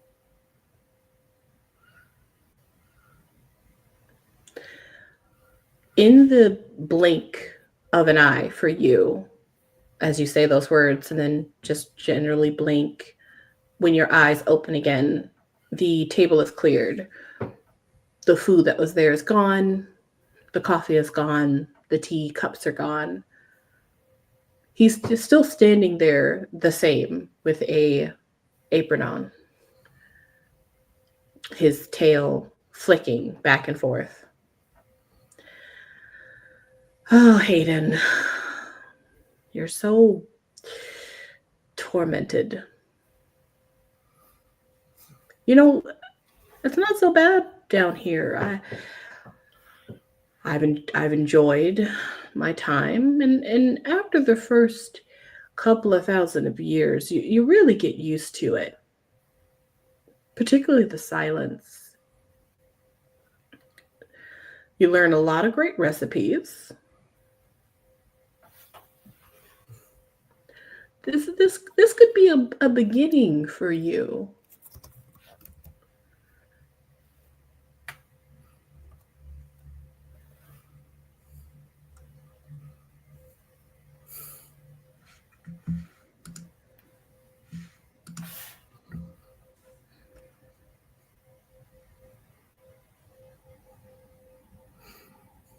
If it's meant to be a beginning, then shouldn't I have a fair shot of knowing where I am? You're at the bottom of the cave. I believe you sunk to the bottom of the cave. That's where you're at. You're at the bottom of the cave. All the way down here. It's peaceful. It's just you and the water.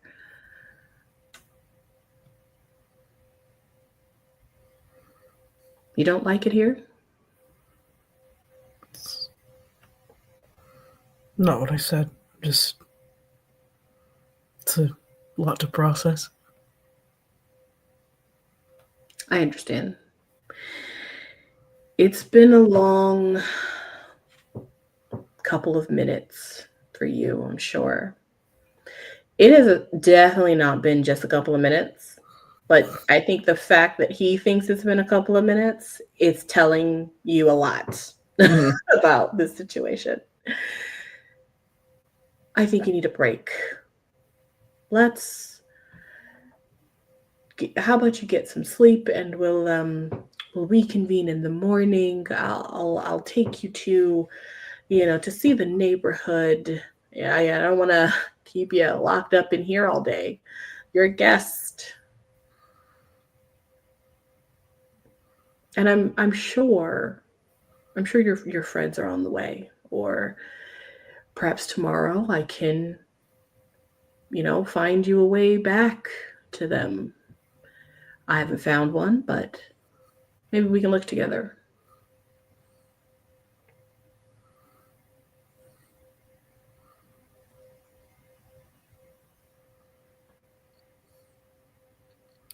Sounds good. Wonderful. He kind of swims over to you, and as you get up, he kind of walks you over to one of the rooms, gives you a towel, fluffs up your pillow, and leaves you there, closing the door behind you. And you can rest for a while until whenever tomorrow is, since you're not really sure how the days work here.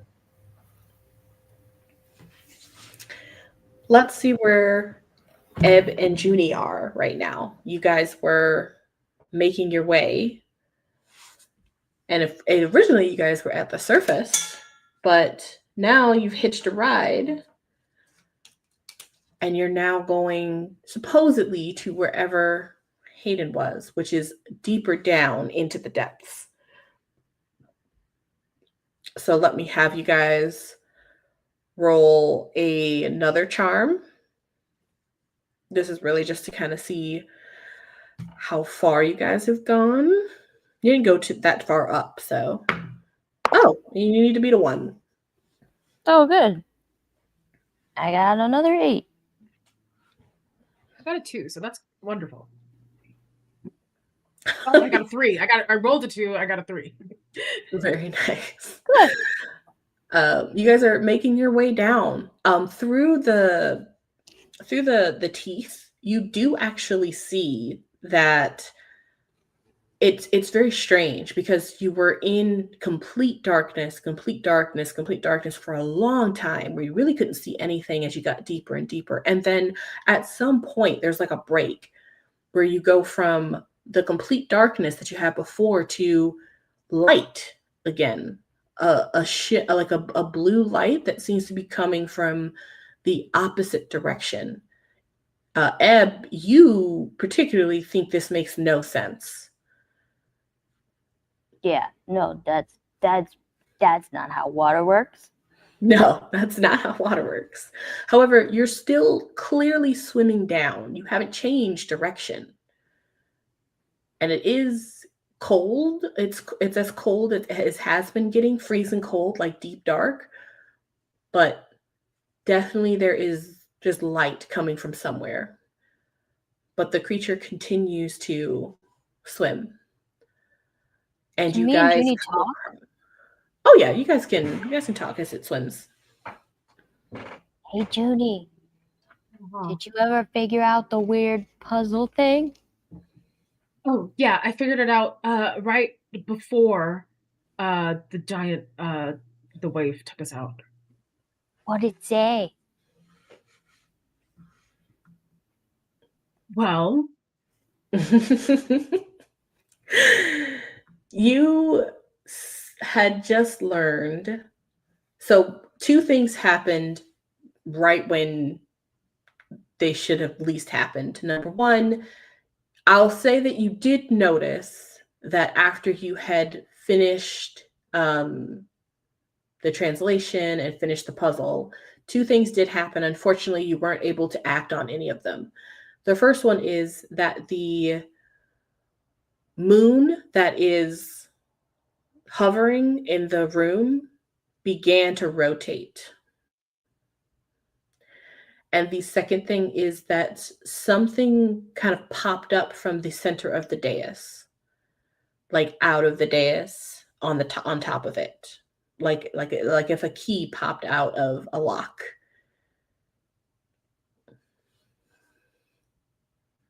Cool. Oh my god, is that thing that popped out lost forever because of the wave? Unfortunately, you won't know until you get back to it. Darn it. Good. Good. I relay that information, and then you see Juni start to panic a little bit.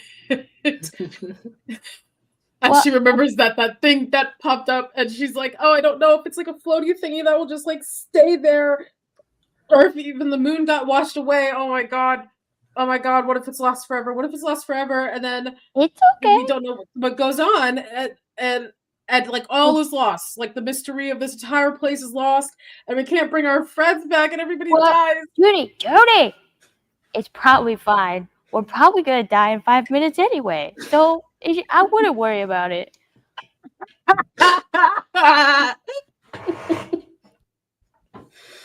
I have a question.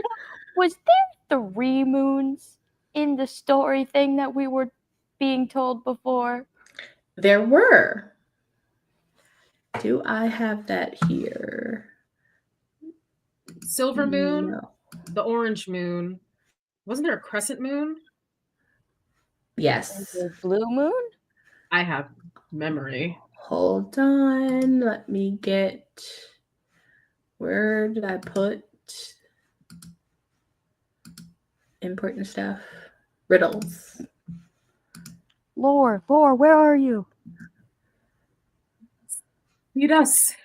Lore. More lore. That's We're about to die, so you have to. It's in the rules. exactly Definitely right. rule.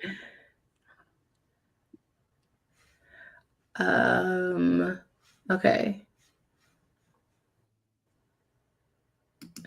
So there's two moon hints or information that you learned, and you There's an haven't orange fully been able to learn exactly which ones make sense. You will when you go back. I think it's this one. So there's hope. Is it this one?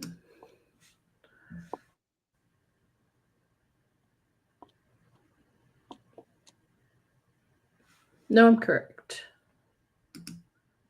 It is this one. So yes, the original, so all of the clues were clues and hints to get you to unlock the pieces that were happening in the room, which you already did.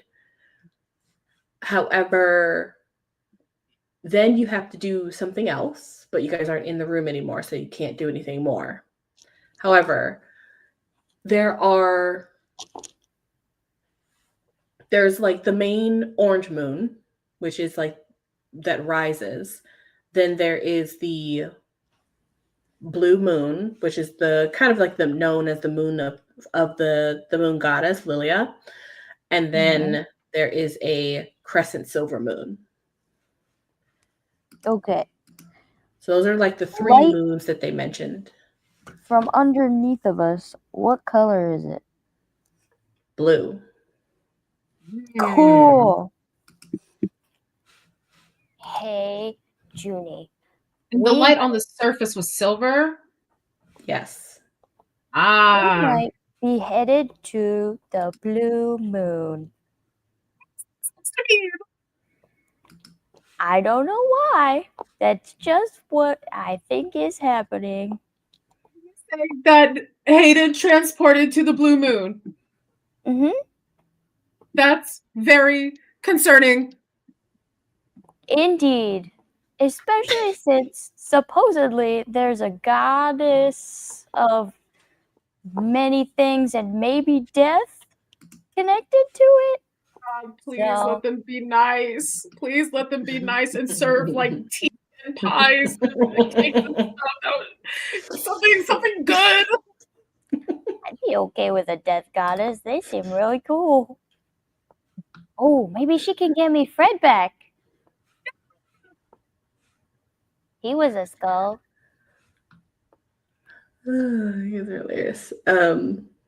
I will say that you are making your way down, and then eventually you feel the creature stop, and it's kind of like its belly is touching the sand, and it's kind of just there, and it opens its mouth. I step out of its mouth. I'm out. You are such a good fishy. You didn't eat us at all. I'm gonna pet its face. Go ahead and roll a grit roll. Oh no. DC's gonna be a 10. Okay. Yeah. That's a 6. You pet it, and very much like how you can coat yourself in a poison, it also has some sort of coating on it, one that you have never encountered before. And so when you pet it, it allows you to do that. But when you do and you bring your hand back, This is No, Siri. No. Hey, it's been a while since we've had a series. I know it's my life. But even though, when you bring your hand back, it's not like a bioluminescent, but it does look like there are little tiny things moving on your hand, like those little like tiny mites. Do they look like Ooh. smaller versions of what's on the big guy? You can't see them; they're that small. Oh my god! Yeah, they're like little micro. I'm just gonna lick my hand. No! Oh! Mm-hmm. Okay, go ahead and make another grit roll. Okay. DC's gonna be 10. I don't know. I eat a lot of bottom feeders. You couldn't have just made your poison on your hand to kill them? I don't know. I did make a 10 though. Oh wait, that explodes. That's gonna become a host. 12. Okay. You lick your hand. They're all off. They're all what? They're all off. Like they're not on your hand anymore. Oh. I ate them. Were they tasty? Sure. Yes. Actually, I'm gonna say they didn't really taste like anything. Oh. Yeah. So as far as I can tell, we haven't eaten for 3 days, so Yeah, looking for Hayden. they were nutritious. As soon as I saw Ebb stick her tongue out, where's Hayden? As you guys look around, it's basically it looks like you're at the bottom of like instead of the deep ocean like you just were, it looks more like you're at the bottom of like the Caribbean Ocean. So like the sand here is like white sand, and it's very, very fine, but you still sink in it a little bit. But the water is really clear and beautiful and blue, and there's a good amount of light. But the creature is going to turn around, and you watch it swim like up, and then some weird trick of your eye, and then all of a sudden it goes from swimming up to swimming sideways, and then it swims into what looks like a line of darkness, and you assume that is where you guys came from.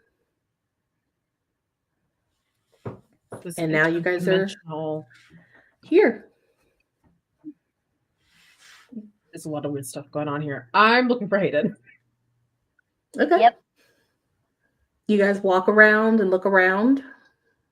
I'm walking, I'm digging, I'm turning things over.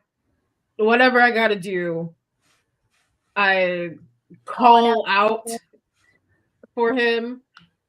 Hayden. Hayden! Hello. Hayden, Go ahead and roll a grit. DC is going to be 10. Swear to God, if you use that other die again. Yep, not doing that again. It's still kind of a long shot, but it's maybe.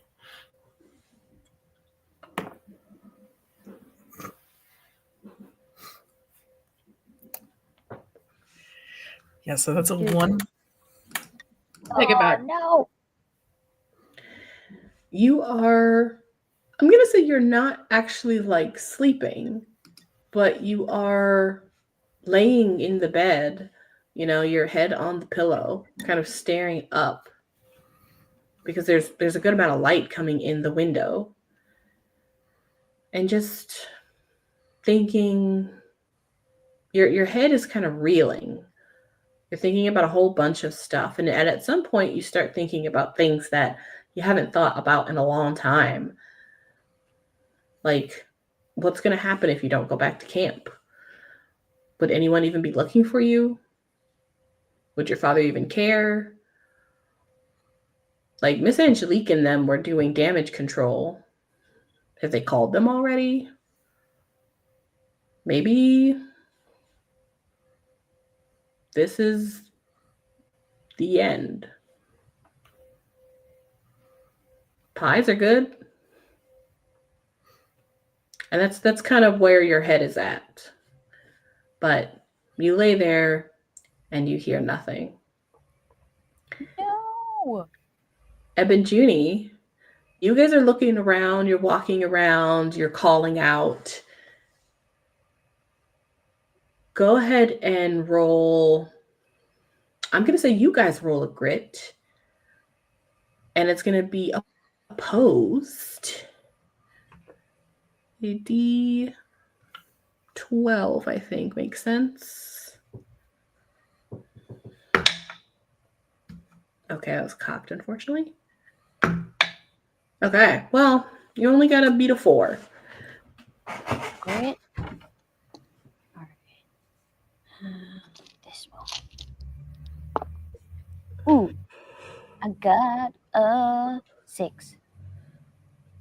I got a 2. Okay. I'll say that Ebb, as you're like swimming, geez, one of those. As you're like swimming by, and Juni, you're also kind of walking on the sand. You guys are going in different directions.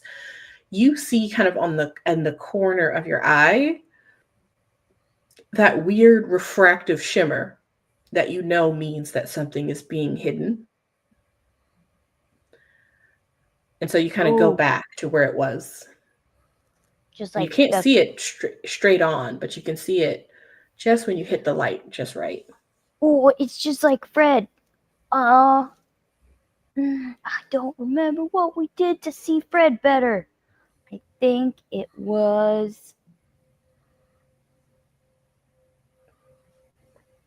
I don't know, but I'm going to try an echolocation type spell, maybe. Yes. Okay. To try and find the edges of the thing that's invisible. Okay. I'm going to whistle at it. Okay.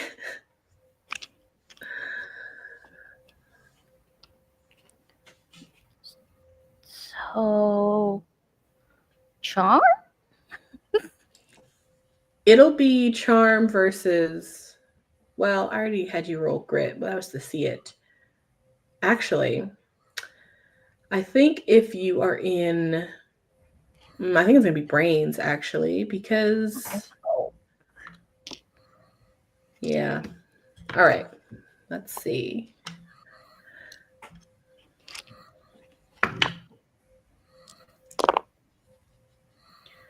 You have to beat a 20. So, give up.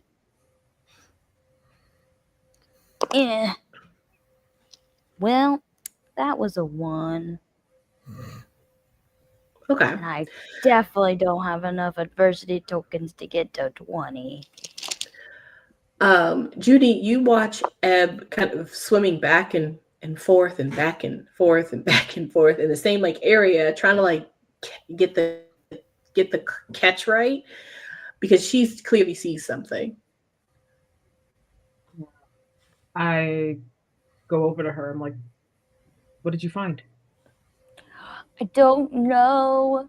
It looks like the shimmer that Fred used to do when he was a baby, where he was sort of invisible, so we could only sort of see him, and he was underwater. So I think there's something here. I just can't see it right. I just saw the shimmer of it for a second. Uh-huh.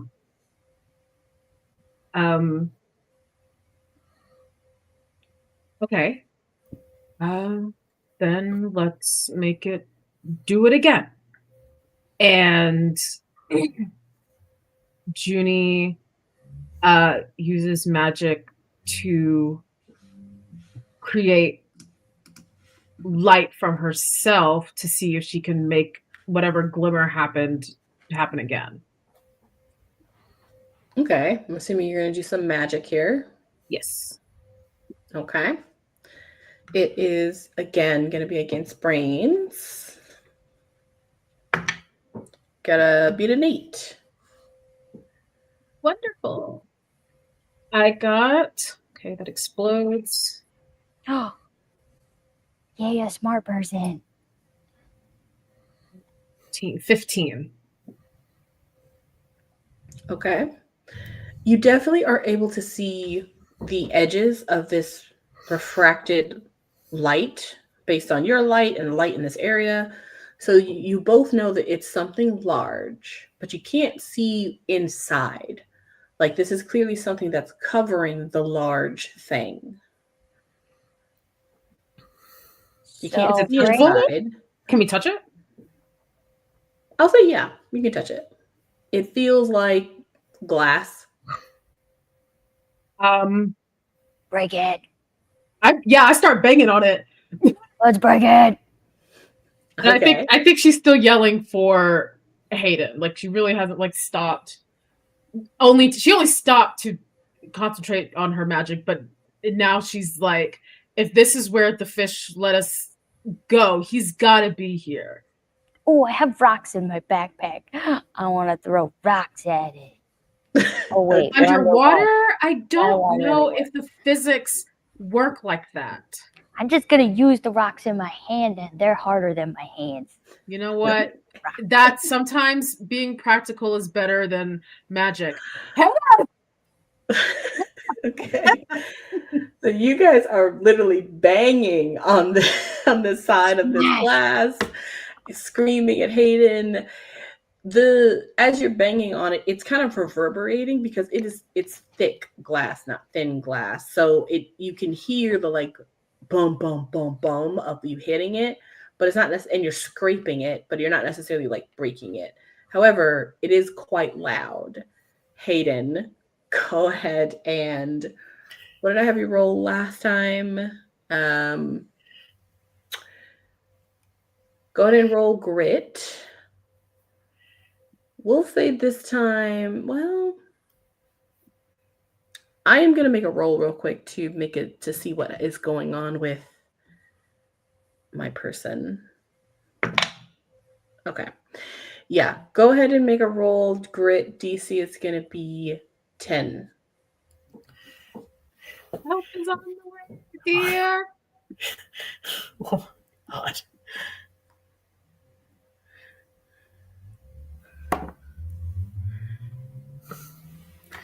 Even with all of my adversity tokens, that's not happening. That is a 2. Eesh. No. You still can't really quite fall asleep, but you're not particularly tired. You just feel like you don't have much to do. As you kind of lay there.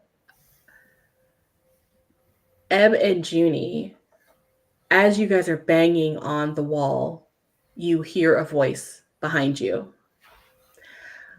I'm sorry, can I help you? Do we see anybody?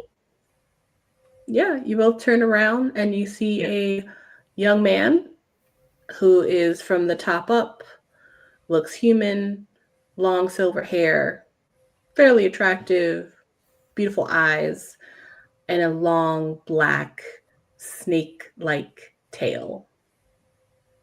Oh, good relatives. And I'm gonna turn into my gross form, which is underwater the full blowfish type form, where she's very round and she's got spikes and she's actually still got a tail. Okay. Juni, what Hi. do you do? I think Juni just eyes this guy up and down, and she squints her eyes at him, and she's like, "Who are you?" He kind of looks at both of you and then just once again just kind of goes, I believe I asked the question since clearly you two are tourists and I live here. So can I help you? You're kind of making a lot of noise and scratching at private property. Oh, well, we can't see it, so we couldn't find the door. But hello, I'm Ebb Undertow. My mom is Ursula Undertow. And I just was we're looking for our friend. He's like a normal person, but he's still cool, and we were wondering if you've seen him. It'd be cool if you haven't cursed him yet. He kind of, his eyebrows kind of raised, and he's just like, uh-huh, a cool person.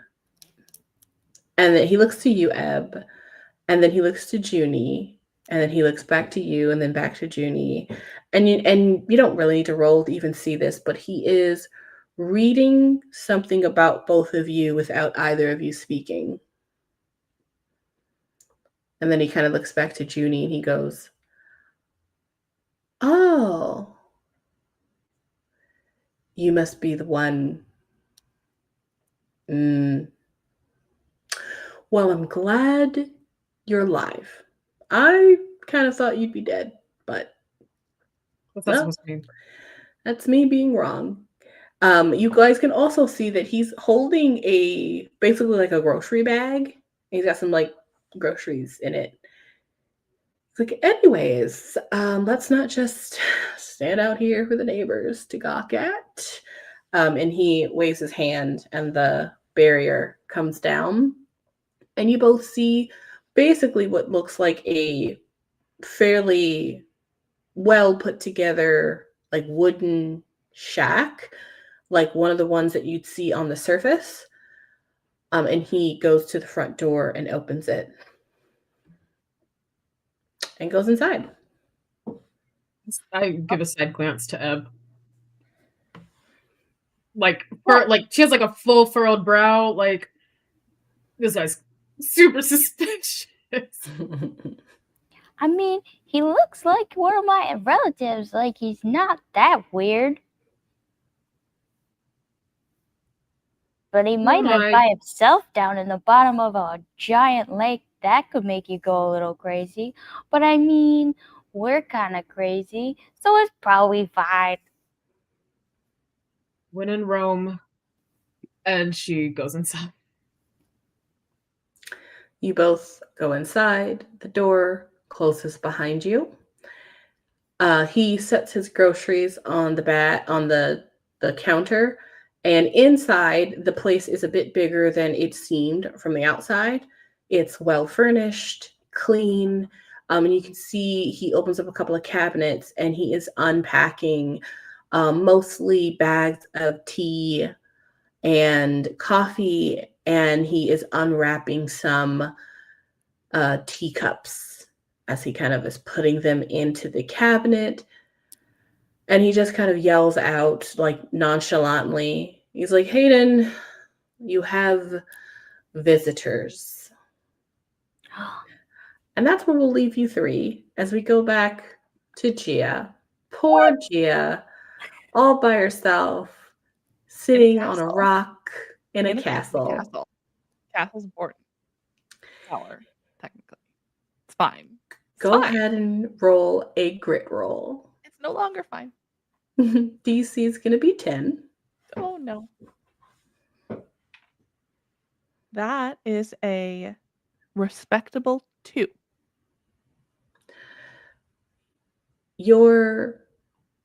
It's ironic. Your stomach is growling. You're hungry inside of a hungry beast. I still have my backpack. No, you don't. Damn it. Nice try, though. Thank you. Nothing to eat in here. You're not really sure how long it's been, but it's been too long. You're kind of starting to, for the first time since you last spoke to Juni, which was, it seems like hours ago now, you're starting to wonder if they forgot about you.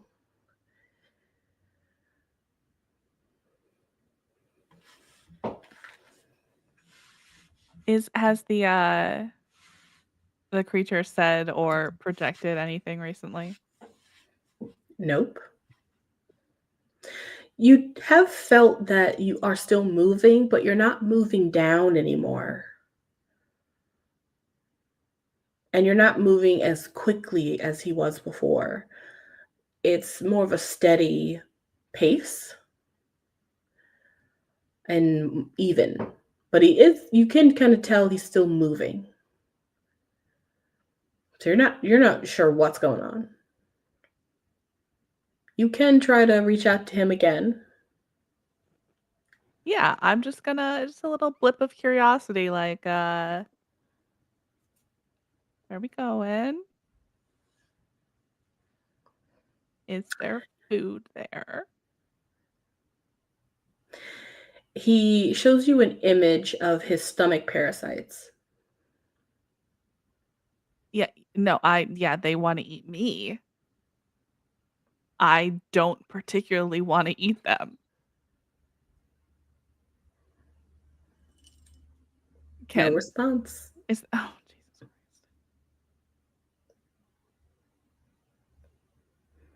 When he projected an image of them, what did they look like? Kind of like little worms, but pink and fleshy, which is odd because they swim in acid. But they're kind of long, very similar to like a tapeworm. Oh God. What? Would I have any like weird parasitic beast lore about them? You might, but you probably, without even checking, know that you shouldn't eat them for obvious reasons. However, you're not really sure. Like, you'd have to kind of see them a little bit more in person to get a good amount of information about them. I don't think I want to do that.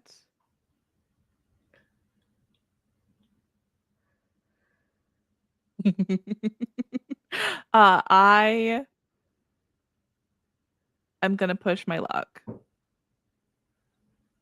and start projecting. Are we there yet? To this creature. But like every 2 minutes. Uh-huh. The movie?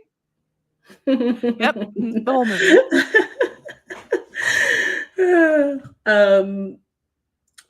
I think it allows you to do that for like 10 minutes straight. Wow. Without any response. Really patient. Mm-hmm. And then I think eventually it kind of gives you an image of soon.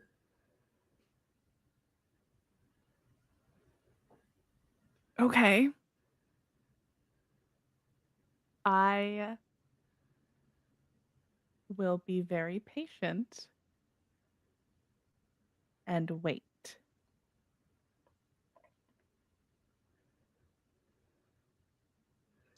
It's about this time when you realize that it's no longer moving. Even the stomach acid is completely still.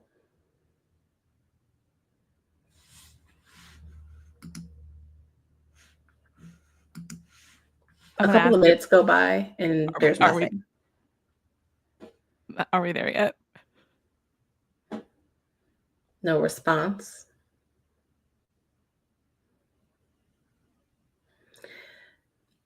However, the acid is beginning to rise. Oh, this is going to be so gross. I'm gonna go to the top of my tower and I'm going to try. Oh, my hands formerly were covered by weird bug stuff. Bug stuff? Yeah, last session I was pulling Ebb out, got paralyzed because I touched her, and then the bugs, the termite thingies, covered my hands with like a weird stuff. Ah, yes, that did happen. Has that reacted to the acid at all? I'll say no. It's still there. Is it kind of like protective against the acid? Yeah. Okay. I'm going to do something arguably dumb and try to cover with magic myself in like an entire sheet of that. Mm-hmm. And then wait to be regurgitated. Okay, interesting strat. We tried. All right. I will say, let's go ahead and I will let you do that magic with no roll. You are able to basically duplicate the substance, the unknown substance on your hands. And it basically, yes, it basically creeps up your arms, over your shoulders, up your face, down, all the way down to your feet. And probably when it's like halfway completely encasing you, it's about this time that you realize that this substance is kind of like concrete. And you haven't figured out how to undo this yet. But it's too late now, as it covers your face, your hair, and you are completely safely encased in an unknown hardened substance that you cannot unharden. Yet. And the acid rises and covers you, and you are indeed extruded as this creature bursts you out. And your frame that is now covered in this rock hard substance kind of falls and splashes with the flow onto a hard ground, a concrete ground, man-made ground.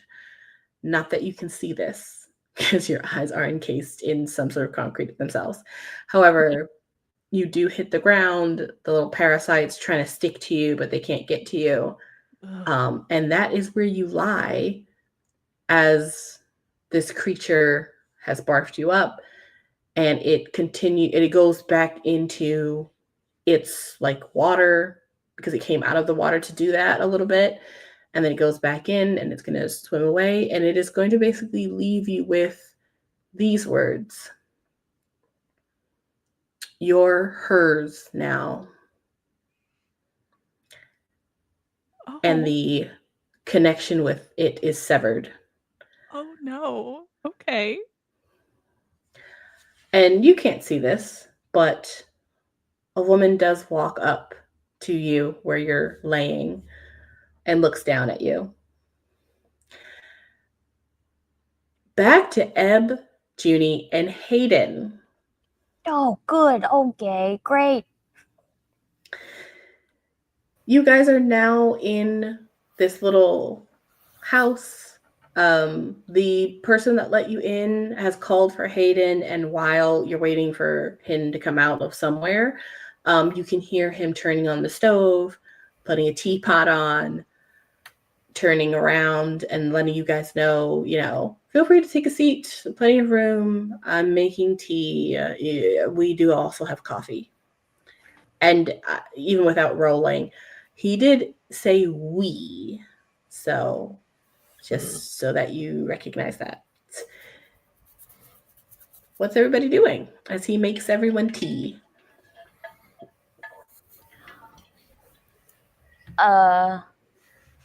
Looking around, I guess. And I think as Juni's waiting to actually get her eyes on Hayden before she believes that he's still alive, she does respond to the guy, we. And Hayden, what are you doing?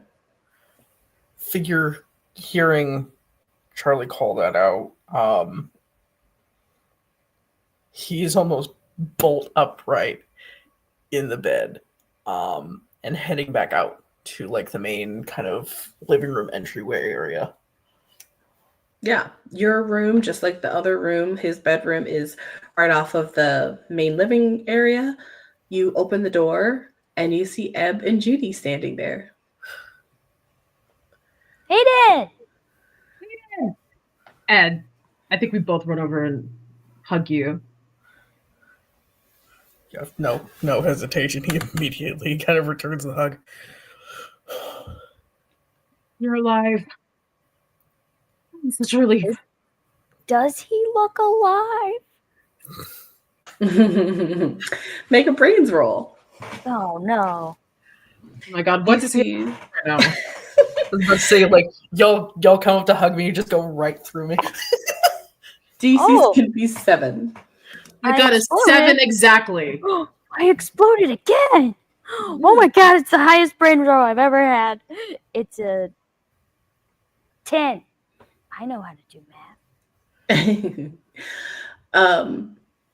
Juni and Ebb, you both embrace Hayden, and he certainly has his eyes open and is talking, and he's able to hug you, so he can move and stuff. I mean, he is kind of missing a few important features like breathing or or having any type of like circulation. Is he blue? He's actually not blue. He's just not flushed with like any type of sense of other color other than like pale. He looks cold, not freezing, just cold. I think Juni immediately turns to the guy whose name we don't know. And she's like, what did you do to him? He has been floating there in front of the stove, holding a cup of tea, sipping it, watching you three. Well, I gave him some tea and some coffee and a pretty wide assortment of my volume 1 recipes. So I hope that answers your question. He sort of like does it kind of like in a what were you expecting type of way, and then continues to sip his tea. Did you find him in a not breathing type of way? His eyebrows kind of go up. Well, I don't know. I didn't check. Oh, Is it normal you just forgot? Yeah. Is it normal not to normal. breathe? Yeah, he's a person. He needs to breathe. Ah. Hayden just now processing the information. Oh my god, I haven't been breathing. Makes Realize this place, because I got so confused with the tea and stuff.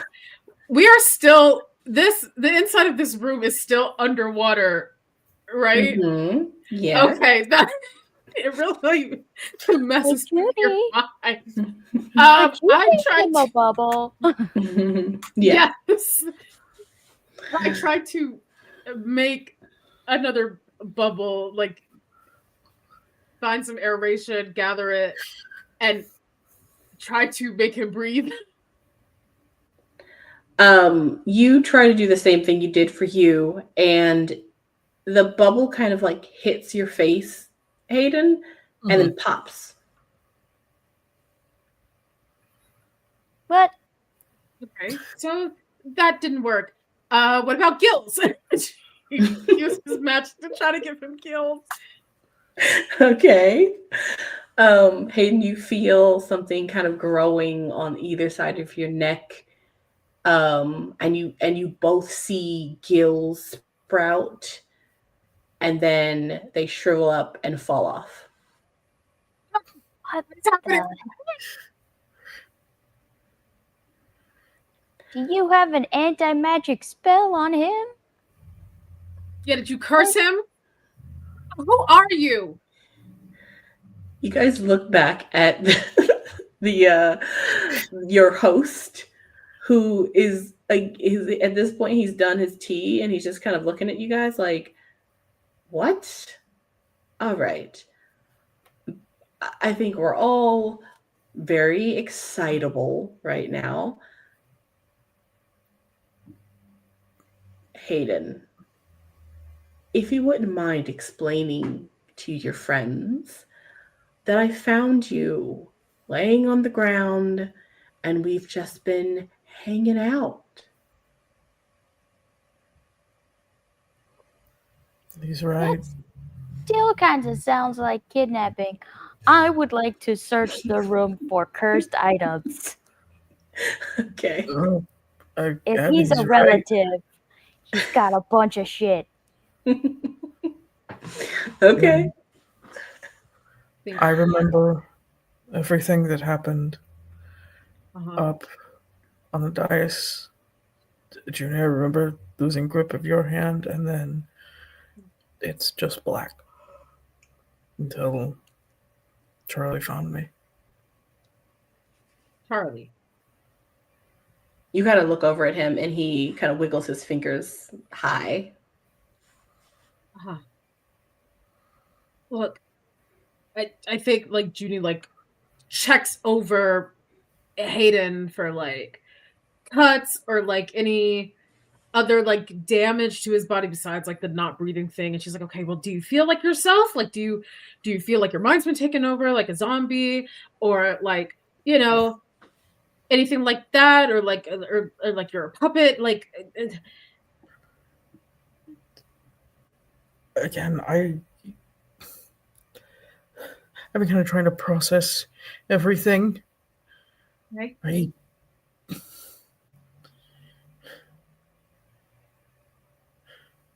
Juni, am I dead?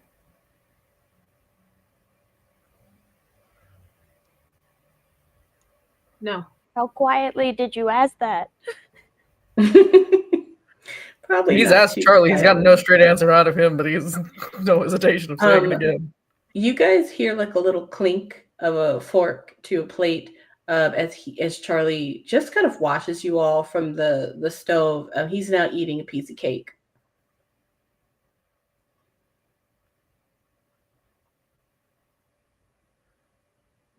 You're so Okay. nonchalant about this. He's Deal. She like marches up to him and she's like, what? And then like pokes a finger at his face. She's like, what is your deal, man? Charlie, whatever your name is, whoever you are. He kind of puts the fork up and he has a whole like plate in his other hand, but he kind of puts his hands up, kind of like, whoa. All right, listen, I know you're a little bitter about the whole almost dying situation, but I mean, you all, I invited you into my home. I would offer you some tea or coffee, but to be honest, you sort of defaced my protection shield, so I don't want to offer you anything. That's I don't okay. want We it. probably shouldn't drink it because, my mom invites people into her house for terrible reasons, too. I'm going to keep searching through his shit. You don't find any cursed items. In fact, I'll say, oddly enough, you don't find anything in here. The place is furnished, but there's nothing in any of the drawers. There's nothing on the tables. There's nothing in the picture frames.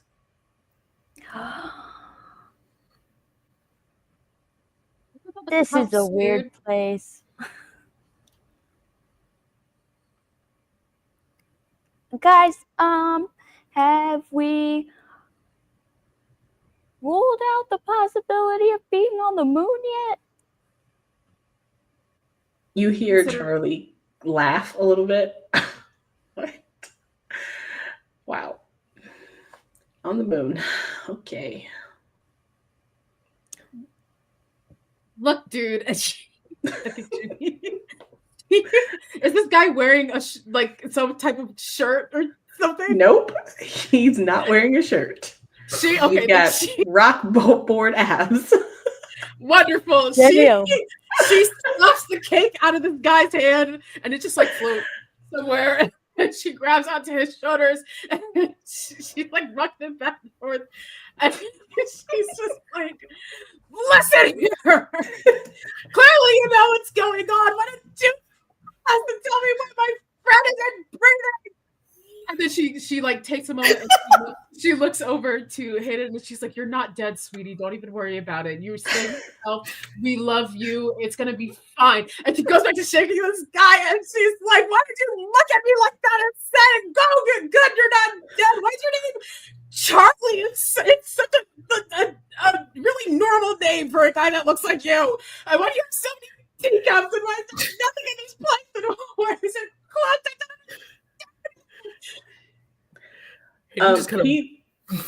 He rushes over, kind of trying to get between Juni and Charlie. Like, "Juni, calm down." Ebb's gonna put her down. Ebb's gonna put her arm on Hayden's arm and be like, "It's okay, let her go. She's had to get all this out of her system for a while. Also, you're probably dead."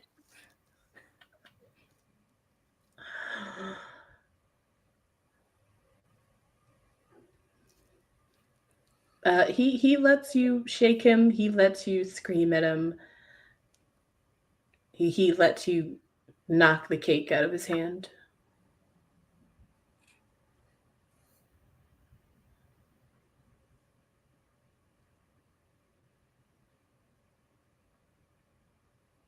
Feel better, Juni? No, she's still screaming at him. Oh. Until he says something or somebody pulls her away. She's screaming at him. Hayden's trying. He's trying to pull her away. Saying stuff to him. She's like, "Who are you? Merman thing? If you only eat cake and have rock hard abs, that doesn't make any sense." I think this is going to be a charm roll from Hayden and a grit roll from Juni to see if you can calm her down. You're dead. You're some face. It doesn't. And you punch my friend, and you make me so mad. I don't even know why you make me mad. I don't even know you. I got a 2. Sorry, I got a 3. So that's a 2. Oh. I think, Hayden, you distract Juni for a second, but Juni goes back to, yelling at this guy. And in between this ruckus, once again, at some point when you guys are looking back at one another and blinking, he kind of disappears. and Oh. reappears on the other side of the room. See, I knew we had magic somewhere. It's just on him. You coward! In him. I need everyone to make a grit roll, or you can make a fight roll, and it'll be opposed. My fight is so bad. Okay. You're beating a 10. Woof. I got a 4. I got an 8. 4 for grit. Okay. But I can use 2 adversity tokens to bring it up to 10. So Okay. I do that. So that is also a 4 for grit. Okay. And you did grit too, Ebb? Yes. Okay. Hayden and Juni, you two, your arms go slack by your side, and you still have like full faculties like over yourself in terms of like you understand what's happening, but it's almost as if the weight of the water around you, the pressure, is like holding you like rope, and it's just holding you in place. Ebb, you also feel this pressure. It just doesn't hold you. You're able to still move. And Charlie just basically kind of straightens himself up. And he goes, right, well, this has been less fun with you two. And he kind of looks at Hayden. So, this has been so fun. Really enjoyed our time together. Unfortunately, I think your friends have overstayed their welcome. And I'm going to have to ask you all to leave. And when he says leave, you all stay where you are, but he vanishes and the house vanishes. And you are all just standing. We're still at the bottom of the lake on the blue moon. Yep. Cool. Kill him. I'm gonna kill him. I'm gonna find him. I'm gonna find him, and I'm gonna kill him. Juni. Oh, sure. He's I'm gonna kill only him. definitely a powerful god or something. You'll definitely. I literally don't care. And she yells out into the ether. She's like, Charlie, when I get my hands on you, I don't understand you. I have so many questions that you didn't answer. Hayden, Great. you know how it feels. you feel you feel something on your wrist, and as you look down, you see a circle appear, a circle of light appear, and the circle kind of turns into a bracelet, kind of like a light blue shimmery bracelet. And you have been given a boon card. Ooh. You're dead, but you got a boon. He can't breathe, but he's got a boon. But you got a boon and a cool bracelet. Juni, Ebb, and Hayden, now at the bottom, you think, of the ocean. I mean, you're on sand, but you definitely swim down at some point. However, the light is coming from up. It's just coming from a different up. So kind of think of like a V. So like on the left side of the V going up it goes towards a line of darkness. And then the other V, the other side of the V, is going up to the blue light. That's kind of what you see. Okay. I mean, if Hayden fell down this way, then maybe you fell through that way?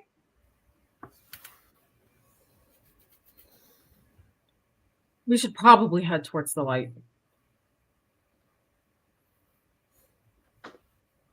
All right. Everybody can make a flight roll. DC is going to be a 5. At the moment, there's nothing around you. You see nothing but water and the sand below you. There's no animals or anything.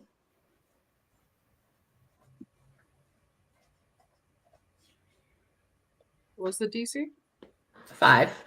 Okay, good. I got a 7. What was it? What you're supposed to roll? Flight. Like, bummer. Oh wait, I have a good flight. Never mind. 10. All right. Plus 1. 11. And that's a 3. Juni and Ebb, you guys are swimming your way up, and you look behind you, and Hayden is just struggling a bit. Gotta go back and grab him. Yeah. Okay. You guys help him along, but you're able to continue to swim and swim and swim. You swim for a while, but not as long as it seemed to be when you came down. But finally, you guys break the surface, and it is a beautiful night. It's cool air, seems almost like it's autumn here. The water is clear and blue and beautiful. It smells like fresh trees and a little bit of pine. And as you look up, there is a huge blue moon shining down on all of you. I don't think we're in Kansas anymore. No? Directly in front of you guys, a couple of about like a half a mile away, you see an island that you could swim to. Yeah, I think we'll go there. May as well. All right. Go ahead and roll me another flight roll. Actually, a grit roll, just to kind of see. It's been a long day. Let's see how tired you all are by the time you get to this island. DC is going to be a 10. Ooh. Just made it. Yeah, Nate. Nope, I got a 9. I keep forgetting to add that stat point. Okay, with spending every one of my adversity tokens, that just makes the 10. Roll the 2 again? Rolled a 3. I had 7 adversity tokens. So that just Oh my makes goodness. Man. I've been rolling very bad this session. Ebb and Juni, you both get to the edge of the sand. It is beautiful, clear, beautiful, yellow, fine sand. The same sand that you guys were walking on at the bottom of the water. And this island is a tropical island, it looks like. There's really tall, beautiful trees, sand everywhere. And it's a fairly large island. But you guys get up there and you are exhausted. You immediately kind of just lie down, ready to take a break. This is probably the first time in a couple of hours since you guys have been able to relax. Hayden, you're not as tired, but then again, as you come out of the water and you walk up with, and see Ebb and Juni kind of collapse, you do kind of realize that, well, you're not tired, but you're also still not breathing. And you definitely now feel different now that you're out of the water. You don't feel like the pressure of the water or water around you, but you also don't feel particularly wet or air. You're just kind of there in the space. It's a weird feeling, but you don't particularly feel tired. He's a zombie now. It's fine. Ugh. I'm going to say, for the sake of time, that you all make the decision to find somewhere to rest for the night, wait for the sunrise, or to start exploring a little bit. There's not much to explore. This island seems deserted, at least from when you guys walk a little bit. And since Ebb and Juni are both exhausted, you guys aren't going to be able to go that far. So you all find a spot somewhere on the edge of the forest. And just as you guys are falling asleep, you hear something like in the forest, in like the trees walking towards you. And at first you were worried. You were like, oh, it could be anything. But it's, when you look in that direction, it's something that is holding like a torch, like a candle. And so you're like, person. oh, must be a person. And they get closer and closer until you can see their face and you can see who it is. And it's Gia. What? Gia! Gia!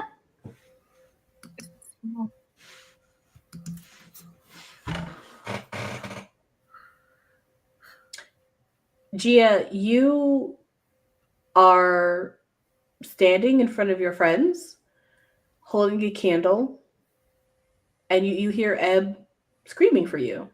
You have found them. You don't have much memory of the last couple of hours, but you know that you're in front of them.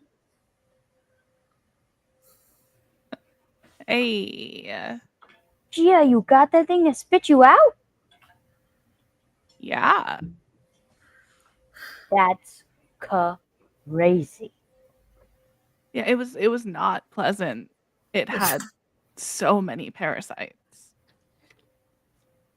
Oh, we found a little one and it also had parasites. I ate them. Okay. That makes a lot of sense for you to do. We also found Hayden. He don't freak out, but he doesn't breathe anymore. He seems fine though. Oh. Yeah. How are you feeling about that, Hayden? Kind of just choosing not to think about it right now. Very fair. Mm-hmm. Is she still covered in goo?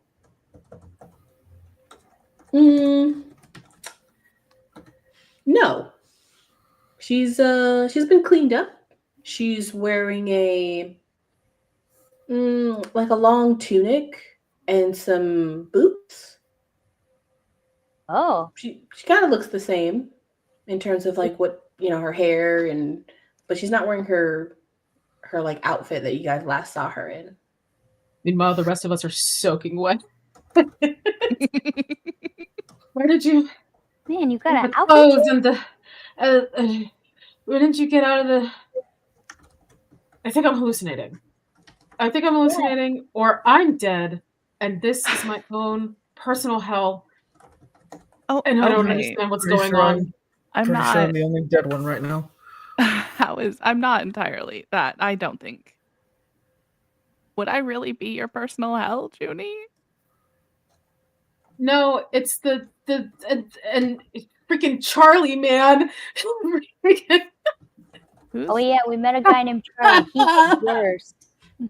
Who's Charlie? Okay. He's a god, maybe? Oh. Named Charlie? That's the name he gave me. Unclear as to why he likes that name. I mean, there are worse names. Look, you look exhausted. And I mean this in the kindest way I can. Like shit. Thank you. Yeah. Look, I found a place after he spit me up. You can get cleaned off. More it's fine. It's safe. I promise. It's a conditioner. there is a bathroom and showers, and the water it's not hot, but it's like warm. And honestly, it's nice. I don't Cool. I don't know Let's what it's go about. there. But yeah, let's go there. Gia, carry me. I'll try. Do you want She's like the a one that eaten, piggyback? but she has to carry you. Nobody's got to carry me. I have a Yeah, look. Charlie horse in my leg. Can I'm I? gonna Are you I'm okay with gonna being say- levitated? yes, I'm gonna say both Ebb and Junie, because you guys are exhausted, someone's gonna have to help you for this journey if you're wanting to go right now. Can I levitate one or both of them? I'll let you levitate one. Oh. All right, rock, And paper, and scissors. Hayden Which one of can you is help getting with the levitated? other. Yeah. You don't want to carry me. It's fine. Oh, It's fine. Okay, all right, Junie, I will levitate you because you helped me with No. the thing. No, It was Ebb is I lighter. I I appreciate get it. I get it. I have No. so much hair on my head and it's wet and it weighs a lot. I just start levitating her. I think she needs a nap. Oh, she Mhm. definitely needs a nap. There are beds there that I saw and was really tempted to sink into, but I didn't. And Hold me Hayden, while you you're are levitating me so I can feel the warmth that you're real. Hayden, you are helping Ebb. Yeah. Okay. Thank Okay. you, Hayden. As I'm levitating her, can I gently rock her, trying to get her to Like go a to baby. sleep? Yeah. Sure. Nice. I'll say that you guys make your way. Ebb and Junie, you're both exhausted and you probably go in and out of consciousness, but Hayden and Gia, you guys are able to walk and carry or levitate your prospective exhausted people.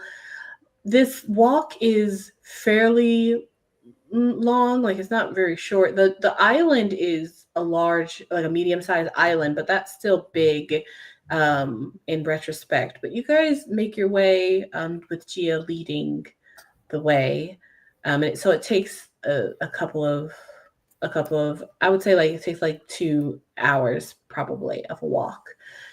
But you eventually make it to what looks to be some sort of abandoned ruin, very similar to the ruins that you saw from inside of the cave, both the part that was taken over by the termite-like creatures, but also the part that you guys swam in. It's very large. It takes up a large amount of space, but it's overgrown. It doesn't look like it's been kept very well.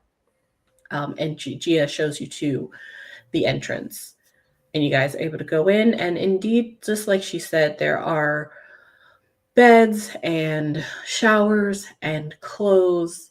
And as the door closes behind all of you and you start to get settled, you realize that there's something else in here as you hear a pair of heels walk out from one of the corner rooms. And then you hear other shoes walk out, and you all become surrounded by some people in terms of maybe they're military, but they're not wearing military outfits, but they do have real human weapons. And then also a few people come out who also have wands. Seems to be some sort of a mix of different people. None of them you recognize except one. It's a tall woman wearing heels, and she has a lab coat on, and she has her hands clasped behind her back. And she smiles at all of you. My goodness. For a moment there, I thought we had lost 4 more, and that almost brought me to tears. We found the 3 you tried to hide, by the way. Quick thinking. Very impressive. But don't worry. We plan to find a way to bring them back. We just need a little bit more time and help. This is, of course, Dr. Helmuth herself. And she kind of points to the amenities here. Please help yourself. Showers, clothes. Gia, if you could make up the beds for them, that would be great. Don't worry. We will take excellent care of you. We are truly committed to not losing any more children this season. I mean, 6 is enough, you know. Ugh, we're really trying to get this number down. Anyway, and she turns on her heel and walks away. And Gia, you have been given direction. You know where everything is. Towels, clothes, bed sheets. Your room should be made up in no time. And that's where we're going to end our session today in the end of Arc 1 of Season 1. No. Oh my god. Well, great. We're fucked. It's all an evil science experiment. All gonna die. Thank you all for listening or watching. If you did not catch the announcement at the beginning, in the next 2 weeks, there won't be a live show. We're going to have our Halloween special show. And then after that, the next 2 weeks, so a whole month from now, sorry about that cliffhanger, we are going to have, we're gonna have a talk back, essentially, a fireside chat with everybody, talk about the first half of the season and what the second half might hold, with a exhausted Ebb and Juni, a dead Hayden, and a, I don't know, brain worm Gia, maybe? Question mark? Who knows? In this strange facility that seems to be on the other side of the lake, which doesn't make any sense. Like the underside of the lake. What? Anyway, lots of things to figure out in the future. Can't wait to get there. But until then, I hope everybody enjoys maybe listening to the backlog, to hear all of the crazy shenanigans that our players have gotten into, and all of the riddles and everything that we'll revisit a couple of weeks from now. So everybody say goodbye and thank you all for coming. See you next time. Bye. Bye. We're all gonna die.